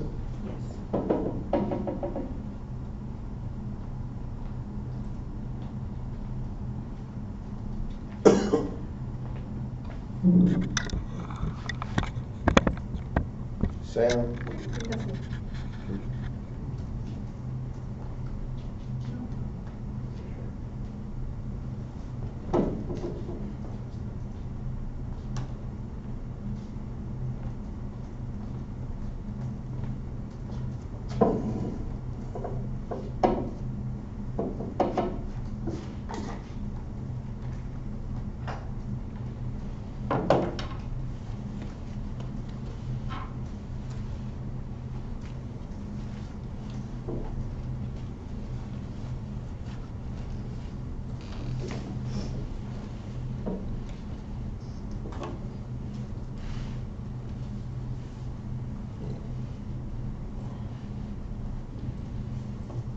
Okay. Ready for decision? I think this was a very interesting debate to watch. I appreciate y'all making it very interesting and intriguing for me to come with this decision. I think there were some missed opportunities on both sides, and cross-examination should have been a little bit more purposeful as far as being strategic and trying to set up your argument and or deal with the worst of your opponent arguments. However, by the end of the debate, I vote Ave that the sex workers should have the right to health. I think what was missing in this debate is that the cross-examination of the 1AC or at least the 2AC should have been asking them, do you defend do you defend the performance of the 1AC, and you tying them more to debate norms, and just the 2NR, just having a little bit more impact, talking about what it means for you to have your debate, high school students quit debate based off of some of these norms in debate that you're pretty much tying them to. I think that what was missing was a few more links outside of talking fast and speed reading. I think that you need to tie them a little bit more to kind of how they value competition. And when and you did, but you need to kind of go more in depth and kind of give me a more developed kind of cohesive argument with the link and impact kind of in the 2NR to make it where I can turn to them and be able to be like, yeah, I voted neg. Though, you know, they said they agree with the ad. I pretty much told them in parts, like, I think what y'all saying is good. I think that like some lines that you need to push out is like how their form overwhelms their content. You know what I'm saying? Kind of how like their stylistic preferences of putting forth their, you know, good substance that they had was overwhelmed because the style was so, you know, entrenched within these Eurocentric norms that pretty much sustain or perpetuate all of the things y'all are saying. So it pretty much was like a package. I know y'all pretty much heard this, like this type of RFD being like, well, you pretty much said everything. This. But you know, nonetheless, it's kind of one of those RFDs where it's like you had all of the pieces there. It's just about the last speech, you know what I'm saying? The tools you need to make it there wasn't there, you know what I'm saying? So an example would be pushing back on these on this personal story, like the way in which they perceive personal stories, personal narratives, and how I would have to like pit them against each other, you know what I'm saying? Like almost where you kind of take them up, being like, all right, this is one of the reasons why when you become entrenched in regular debate norms of feeling like there are some redeemable parts of debate that makes it where it's bad, because you start thinking that the only way for us to be able to have a meaningful conversation and talking about personal experiences is that we have to, you know, put up some type of criteria to, you know, compare this experience to this experience, and I have to be in a position to say which one is better. This is where you have to come out and make the nuanced point to be like, yeah, y'all do realize that we can talk about personal experiences and make and use those personal experiences to make explicit arguments. They can be refuted and or not refuted, and it doesn't require saying the personal experience is invalid or invalid. You know what I'm saying? We can actually have arguments still. Like we still can have a debate. You know what I'm saying? And then I think that for the AF to make it where I think, because I had to go back and forth in my mind a little bit, you know what I'm saying, and I think that more than I think I should have had to, and based on, I think there was a little package and also a deal within the 2AR2 when you have this ad for invitational conversations that was kind of brought into 1AR. I think that should have been kind of more in the 2AR also. And I think that you need to acknowledge how you slowed down and how, you know, that there were still some vantage points and still some meaningful conversation that was still able to be produced once they was able to acknowledge that you were being, that your problem, that your performance was problematic, and, you know what I'm saying, so you slowed down. But this is why I go back to the negative and why I think that it should have been, like, once they slow down, you have to be more kind of like some of the resistance pushback that you're giving me in the 2NR, that needs to happen earlier in the debate, where you need to stand down like, so why did you slow down? So in the beginning of the cross-section of the 1AC, you set the vantage point for being able to talk fast, so you'll be able to talk about all of the nuanced, complex parts about abolition rhetoric. So by the 2AC, shit, we forced with a double bind or some type of options now. Either A, all that shit you was talking about, the abolition rhetoric, is not as important as you say it is, or B, you recognize like it's something that needs to come out. You know what I'm saying? I think that needs to be pushed back on. Like, it slowed down. Your argument is that talking fast is bad. Now, though they try to strategically still defend parts of the performance, they really didn't. You know what I'm saying? Because they slowed down. You know what I'm saying? Not only they slowed down, they tried to be like, you know, it's parts of this like, hey, this shit bigger than us. You know what I'm saying? This is not like, some of these are pre-existing structures that, you know, that's outside us or whatever. So when you get to the 2NR and being able to be like, nah, fuck that. Like, being y'all two, who y'all are, being too pale skin, like that needs, I feel like has to be a little bit earlier to make it where the 1AR has an opportunity to respond to it, to make it where it's not summoned as being kind of new. And I think that's something too you have to work out also too, is that you bringing up the alternative forms of AFs, Rutgers AF and some other AFs I said, need to happen earlier in the debate, because I think it sucks up some of the office they're being able to say we're still able to have these conversations. And actually the conversations y'all said need to be happening are already happening. I think that on both sides, y'all were kind of shallow on the impact calculus.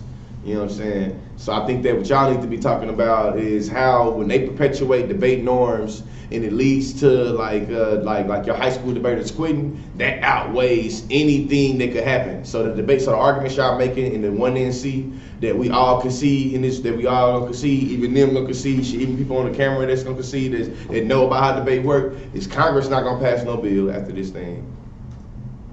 You know, sex workers still not gonna get no, you know what I mean, rights. You feel me? So it's like the question becomes, what do we do in this space? And once you be able to use the cross-examination to get them to concede that we should be held accountable for what we do, and that, you know what I'm saying, y'all get to choose where y'all disagree, then I feel like that makes it more, I think, for me, more justifiable for me to be able to look at the ad and be like, yeah, I'm not voting for y'all, and this is why.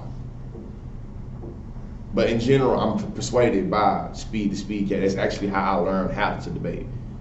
So, y'all have any questions though? And before, if I did not explain adequately how, like the reason why I voted for the ad, like I'm not gonna take it personal.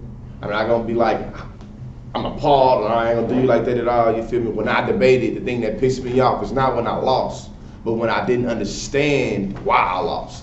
So if I have not did a good job in explaining why I have voted AF and not neg, I have no problem with y'all asking me, you know what I'm saying, whatever question you want to ask me to force me to go further in justifying why I voted AF in this debate and not neg. I mean, I understand why you voted that way, but only in terms of the debate world, like how it all needs to be scheduled in a certain way. Yeah. And all the bullshit that like we're talking about is so violent. So what would we have needed to say for you to not judge it like a regular, like not do this? I think that at the beginning of the debate, I already saying like this is a judge. This is not a regular debate. This is not a traditional debate. So when you adjudicate this debate, when you decide this debate, do not decide in the default your default regular way of deciding debates. You know what I'm saying? You didn't say that?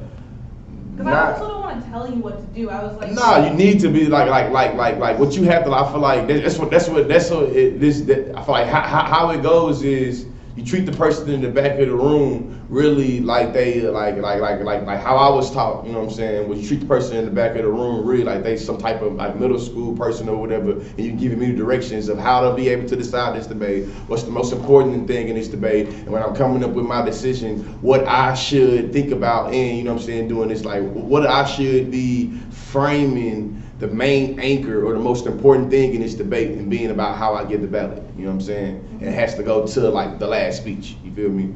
I do think, however, I don't think that I feel like I just evaluate debate in like a traditional, like, you know, this is way line by line, this thing or whatever. Like I didn't do that. You know what I'm saying? Like it wasn't, it was a big picture meta evaluation. And I think in the big picture, if they say right to sex workers, and you say you agree, however you spoke fast, and they stop speaking fast, like in the big picture, I feel like that's an ad ballot. You know what I'm saying? Especially, you know what I'm saying, once they slow down, you're not really being on the pivot. It was almost in some points in the block, they almost assumed that the 2AC was still fast, and it wasn't. So I think that for the block and the 2NR, you need to be able to kind of account for the new spin in the same persuasive way that has all the ethos that you had in the 1NC after you got their ass for being fast. So cross-examination is like, so why did you slow down? So what happened to all the reasons? So one of the reasons in the cross-examination of the 1AC you pointed out on why you should speak fast is that you said that there was some complexity to this abolitionist rhetoric you talked about. Were you still able to get to your abolitionist rhetoric and talking slow? So double bind in for real. Either that shit you was saying wasn't as important as you say it was, or you was lying for your reasons of speaking fast. Either way it go, Judge, you should vote negative because, you know what I'm saying, I think that more pointed type of thing, because at that point, the last rebuttals is being a little bit more explicit on what the ballot means and what they're doing. And they pretty much saying like, hey, but if you agree that the sex workers should have these particular things, then, you know, then we should win. And just general, how I think about it, you know what I'm saying, think about debate, you feel me? It's like, your job is to negate them. You ain't gotta solve what they say, you know what I'm saying? You ain't gotta solve the world, you know? All you gotta do is prove they ain't do nothing or they made some shit worse. And in this debate, I think I was just more persuaded that they did not do that. You know what I mean? I think that you had some links to be like, you sustain some of these Eurocentric norms, some of these colonialistic tools and norms. But I feel like for the last speech, it has to be put a little bit together more cohesively for me to be able to be like, hey, y'all have this idea that we all agree is good, that sex workers should have a right to health. It's overwhelmed but by y'all talking fast, and y'all should be held accountable for what y'all do. You know what I'm saying? But I thought you got this going on and come out. Like the situated you feeling pissed off right now should have came out earlier where you go on and bust them out. Like and two, go on and come out with it. You ain't gotta say pale skin, this, that, and the other. It's like phenotypically, y'all would pass as being white. So I'm referring to y'all as white women. I think in this space, like you say, there are some competitive equity or there's some competitive advantages about this space. Within this space, white women should be held accountable for their performances. And just because you acknowledge after the fact your performance was a little problematic, don't mean you get to evade, you know what I'm saying, responsibility. I think that that's a lot more pointed, different, and forcing them to really have to be responsible for doing it. I think that y'all didn't really push them like that. You know what I'm saying? So, but is it make it clear, you know what I'm saying, of why I voted F. If not, I can go. I got like the, ain't nobody hitting me up, you know what I'm saying, I'm not in a hurry, you know. It's really my job at the back of the room is to make sure that the education is being, you know what I'm saying, produced at the end of the round, to make sure that what happens at the end of this round is meaningful and that you understand why I made my decision. And that's the most important thing to me right now, is that y'all understand why Georgia Lee voted F and not Ned. And that it's not just some fuck shit where it's like, he just did it on some traditional debate shit. Because I don't think that I view debate in that traditional sense. I just don't get how judges like yourself who like inspire the shit out of us with like the way you go about debate can still vote and like give like I don't know if affirmation is even the right word, but like you know what I'm trying to say. Like give legitimacy to give legitimacy to an argument that doesn't actually do what they're saying they're doing and like just throws around really like serious things. And yeah, I just don't get why judges keep doing this in the back of the room where they like are okay with all these, because like saying this, they're like, okay, well we're gonna spread in the next tournament. Yeah, like they're going to outright probably like advancing their positionality in the context of like the reality of like, if you say like bigger picture, it's not even about debate, it's about like those narratives getting put in like, it's not even the plaque, it's just like, I care so much about the girls that we like talk every week with, and we have like such a, I don't know, like it's so important to me, like, and like to see it and like I never will debate again, so like my voice will never be in like this space, but like I want theirs. It's like, it's just, I don't understand why judges like are down to do this when they know how bad it affects the youth. It's like, yeah, let's like keep the debate like rules that we've all been conditioned to learn, like how you said, like I learned how to do debate through spreading. Yeah. Like, but No. I learned how to do debate through saying spreading is bad. Okay. You feel me? Okay. That's how I learned how to debate. Okay. Like I walked on to debate as a sophomore in college. I didn't do debate in high school at all. So the first way I learned how to make a claim in a warrant is by saying that spreading is bad because it's inaccessible. And that where I come from, you speaking so fast, it's not really comprehensible, so we can't have a meaningful conversation. So I recognize the argument that you're making. You know what I'm saying? It's not that I disagree with that at all. You know what I mean? That's not what I'm saying. What I'm saying is at the end of the thing, I mean, at the end of this RFD, or my reason for my decision is that the development of the Speed K and the reason of why I should negate the act, I don't think that it was as persuasive or as impacted out as it should have, as I needed to be, for me to be able to feel comfortable and turn to the act and being like, hey, right to sex workers? No. right? But it's like, that's why we don't come in here doing that and playing that game where we're like, your ideas are wrong, or your argument's wrong, or the right to sex workers is wrong. That's why we present, like, we're not debating again. Before I would ask the judges, like, what is it gonna take to get people to hear what we're trying to do, which is not get a ballot or, but that's the issue though. But that's the issue is that, and that's the issue, and I think that's one of the reasons why I feel like I was able to vote is that they just write that within this setting, inevitably, I have a ballot. And because I have that ballot, somebody gotta win and somebody gotta lose. That's just the inevitability of it. You feel me?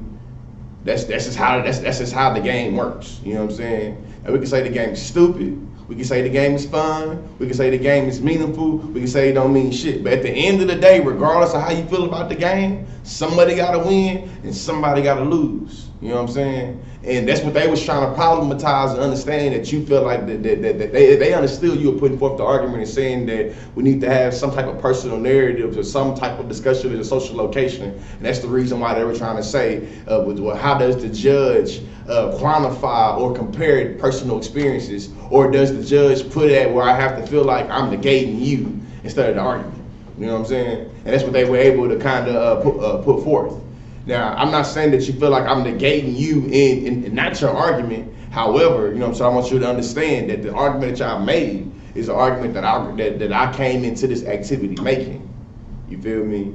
And you know what I'm saying, like she was able to point out that what I was able to learn through debating for the years I was able to debate, from basically starting where I started and was able to end where I ended at, is I was able to appreciate the multiple ways in which people come and learn how to debate.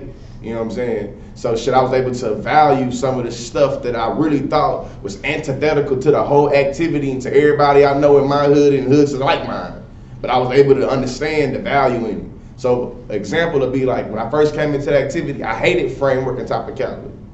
Now, as you know what I'm saying, as a coach, as an assistant director, and as somebody that's been through it or whatever, I understand the value in topicality and framework because it forces you to have to justify what you do.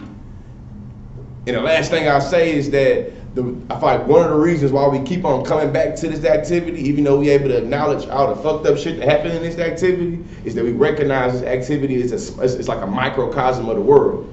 And that anything that's in debate is it's pretty much in the world. So just like you got your policy hack in debate, your policy hack out in the world.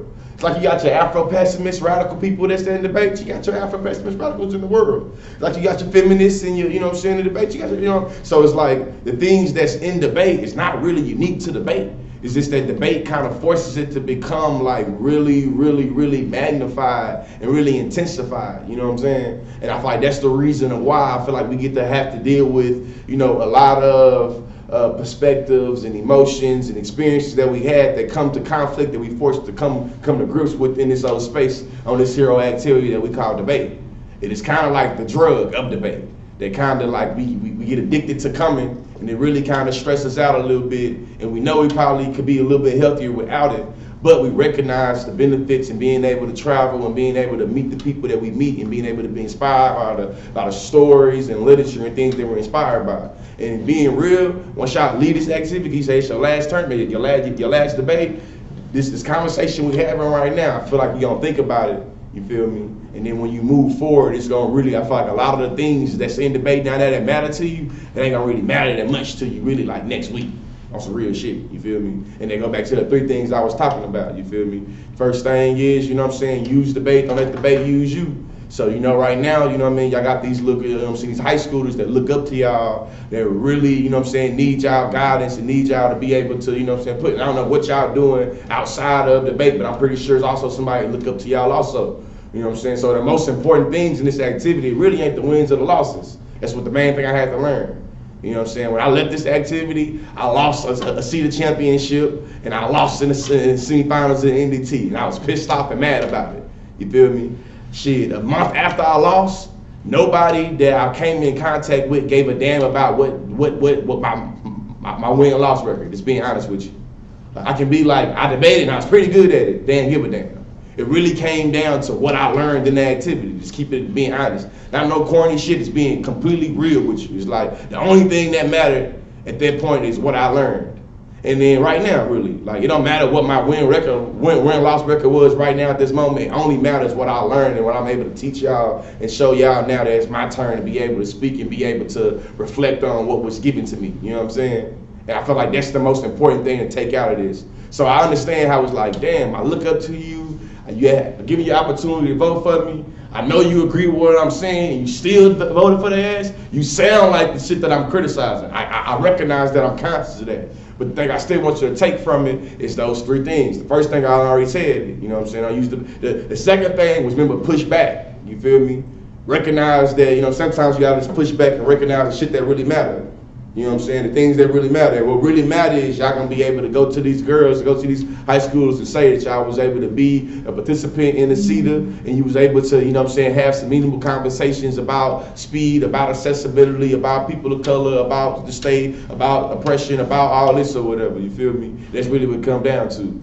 2 years from now, 3 years from now, it's really not gonna matter. You feel me? Whether you lost in 8 round or you lost in triples or you lost in doubles or you lost in, I'm saying that and I lost in finals. And I can recognize that shit that it really don't matter though. Like I would get to walk around here with shit, see the finals stacked in my forehead. A lot of y'all don't give a damn about none of that. You feel me? It's like, so, you feel me? And that's my point. That's my point exactly. It's like, so. You know what I'm saying? And then the last thing is don't throw the baby out with the bathwater. So the relationships you've made with your high schoolers, now that we've had this conversation, I recognize how I was able to kind of influence and or inspire, you feel me? And I recognize that you might be a little pissed off that I did not vote for you. However, do not throw the baby out with the bathwater. You feel me? I know. I'm just saying I recognize it's a potential. I'm not accusing you of that at all. I recognize it's a potential. It's the reality you of feel like me? what happens outside and kind of like the hope that's lost. Yeah. Because it's like if we can't get people to understand what we're saying in debate right now, and like people are getting affirmed that their shit's okay and that maybe they don't have to check themselves. Yeah. It just gets so like it's. Yeah, it's discouraging. It's discouraging. And it pisses you. And we're gonna go back. It should piss you off, and it should be discouraging. Yes, and I know, and it's like, what are we supposed to go back and tell Yancy and Foxy, like, oh, keep doing policy debate because it's gonna be really good for you. But it's like the two things debate taught me about life, outside of everything I already said. Debate taught me that it's not really what I do; it's what can be justified. And I think that's what they was able to win on. And I think that's really how outside of competition, that's how the world really works. You feel me? When we get on the media, whether we talking about the 60s Black Panthers or we talking about Black Lives Matter in 2018, it's not really what they do. It's what can be justified. So if the motherfuckers on Fox News want to be like they the Black ISIS or be like they terrorists, and they can be justified on throwing on them, that's what's justified. You know what I'm saying? And it's like, in this debate, what got justified is that regardless of how I feel about they form, about how they said the sex workers should get they right, that if I agree, then I should vote aye. You know what I'm saying? That's what got justified. You know what I'm saying? And it's like, you feel me? In this debate, how you can be like, shit, what happened is that it was like, shit, you should have justified that they not be getting the, you know what I mean? It was just, it was, you know, just an engagement of dialogue. And this time, how the dialogue, what you intended to happen, the outcome was not what you intended. And the best thing you can do is, you know what I'm saying, recognize sometimes, or really most of the time, this is the thing I hated about debate, but the older I got, I realized is how the world worked. Really, it's really 9 times out of 10, not what you saying, but how you say the shit. And in this debate, just how you said what you said, just, you know what I'm saying, how debate work and how this wasn't doing it, you feel me? It's how you say it. That's what we're saying, like, right? So Yeah. why would that be a good? But you see the packaging I'm giving you right now, though? Yes. Just because, can you acknowledge the packaging, though? Yes. And right now, that's the, I know in debate, because you hear it so many times, you like, I mean, I'm tired of hearing I was winning this argument, I was winning this argument, I was winning this argument. If I would have said this one little thing a little bit differently, I would have won. But in reality, that's how this shit work. You feel me? Like it's really how the world work. You know what I'm saying? I can give you some more examples. You feel me? Like for me in debate, when I was telling white folks they was racist and I was pissed off about it, I was losing and I was getting seen as the angry black dude. When I started smiling, saying the same exact damn thing, I got different results. I recognized my social location had a big influence on that, but I recognized for a lot of different people, that's really what it go down to. You know what I'm saying? And like shit, that's just the reality, especially being in your social location, being women of color. And that's just what it come down to. You gotta be able to be conscious of what's going down. And I feel like, you know, how perception worked, it was worked in your disadvantage this time. You know what I'm saying? And that's just how that went down. You feel me? The cookie crumbled that way. That's not how you wanted it to crumble, but you know, it crumbled that way. But we all agreed that sex workers should have a right to health. And you acknowledged it in your speech. I think that they would agree. I know I agree. You feel me? That's really how that argument come down to. And you know what I'm saying? That's what you kind of allowed, essentially, for them to be able to boil their argument down to. You feel me? Like, and this is where you got to be able to utilize some of the debate norms, essentially. And it's kind of what their argument was, that some of these norms are inevitable. So we can think about it in terms of, you know what I'm saying, language. We all know that the reason why I'm speaking this English is because colonialism and slavery. That's wild, that's crazy, that's inherently fucked up. However, that's the tool I got to be able to communicate and convey messages. So I recognize the privilege I have in being able to articulate myself and being able to explain some shit. I recognize that I got family members and people from my hood and community that cannot articulate and explain themselves the way that I can. You know what I'm saying? That's fucked up. That's crazy that the way I speak can really dictate to what I have access to and the opportunities I have in life. I recognize that's inherently unethical and, you know what I'm saying, exclusionary. However, you know what I'm saying, because I'm able to articulate myself and explain in ways that give me advantages, you feel me? I'm able to use these very structures that I know is anti-me to my advantage and being able to gain access and being able to do this, that, and the other. And it's kind of what they were saying, you feel me? And I think that y'all had to put tools in the debate to be like, nah, you got good intentions, I recognize that. Y'all got good intentions, yeah. But the pathway to hell is paved with good intentions and y'all lose, I'm sorry. You know what I'm saying? And you know, this is what it comes down to, you know? So just taking this and just real, you know what I mean? Just knowing when it's time to, y'all was too nice in the beginning. It's point blank period. Y'all was too nice in the beginning, and you know what I'm saying? The more like shit, hell nah. That was by the 2 and 2 and R, it should have been a little bit earlier.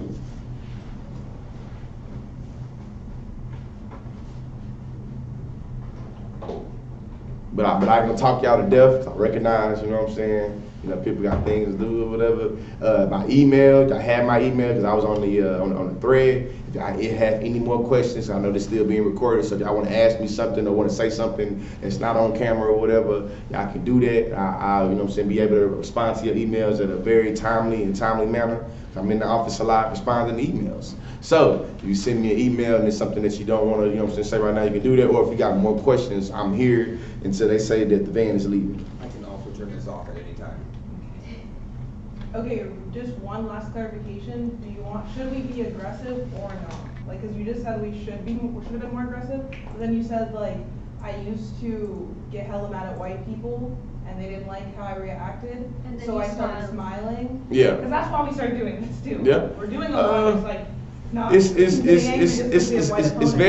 very complex, but like you was giving the example of the girl that you said that was like before the debate she was cool, during the debate she was like fuck you, after the debate she was cool again. Sometimes, you know what I'm saying, it's like a mastering of when cool, when aggressive, you know what I mean? And I feel like it's ways to be cool and aggressive. And I think that in competition, you know what I'm saying, y'all just need to be a little bit more, just really come after them a little bit more. I'm trying not to use language like sassy or spicy or shit like that, because y'all women, you feel me? So I'm being conscious of who I'm talking to and what I'm trying to convey. So really, you know what I'm saying, I'm trying to go away from like, y'all should have been a little more sassy or should have been more spicy or this, that, and the other. Just saying, y'all should just came after them a little bit more. Y'all came after them anyway. Inevitably, I came after them. Y'all should have went on and did it a little earlier. You know what I mean? And I'm not a white judge. You feel me? I'm not like, when that was happening to me, that was happening because I recognized the consciousness and how me as a black man is perceived by white people. You feel me? I'm not a white man. You know what I'm saying? Like, I'm not, you know what I mean? I'm a man, but I'm not a white man. So, you feel me? I'm gonna give you the benefit of the doubt and being like, nah, you said some shit, you offended me, I'm not a passive person, I'm not about to be a passive, docile woman of color because shit, I'm a so aware that I'm gonna be seen as the angry person in this room. Nah, fuck that. You said some shit that offended me and made me mad, and I'm gonna let you have it. Like, you know what I'm saying? So it's recognizing your audience and recognizing what you're gonna be able to get away with, when you're gonna be able to get away with it. And in this round, because I'm me, you know what I'm saying, and you recognize that I have a different relationship to this space, you really would have got away with coming at them a little bit more and making them be responsible for, you know what I'm saying, the performance of their 1AC. You know what I mean? And that's kind of how that happened. So y'all should maybe want to be conscious of that if they want to be like, so y'all separate y'all have, like this what y'all doing now? Like I think I would like, it kind of would have been a stretch, but I would have been persuaded by it. Especially with the reason why y'all spreading is because y'all have all of these many abolitionist rhetoric arguments that y'all end up not getting to, but that was the reason why y'all read so fast. You know what I'm saying? So at that moment, really, you know what I'm saying, reading fast is a part of y'all methodology of y'all spread is a part of the methodology of the have. And once y'all chose not to spread, it should have been seen as like severance. You know what I'm saying? But, you know, within debate, you know what I'm saying, it's like the norms, you feel me? And those norms is gonna be inevitable. Because if you go to court, regardless about how fucked up you think the court system is, if you're not able to convey your message to the judge, to the actual judge to get the convictions in a particular way, then shit, you convicted. And that's just the reality of life. That's what I was saying, that when you leave this activity, you realize some of the shit you probably hate about this activity is actually some of the shit that you probably don't hate about the world, but this activity gave you the ability to be able to master and be able to really learn in a more complex and defining way about the shit that really piss you off about the world and about debate, how to master them and how to navigate through them. And this really, what piss you off about debate, about what I'm doing right now, it's gonna be in the world. Like this is.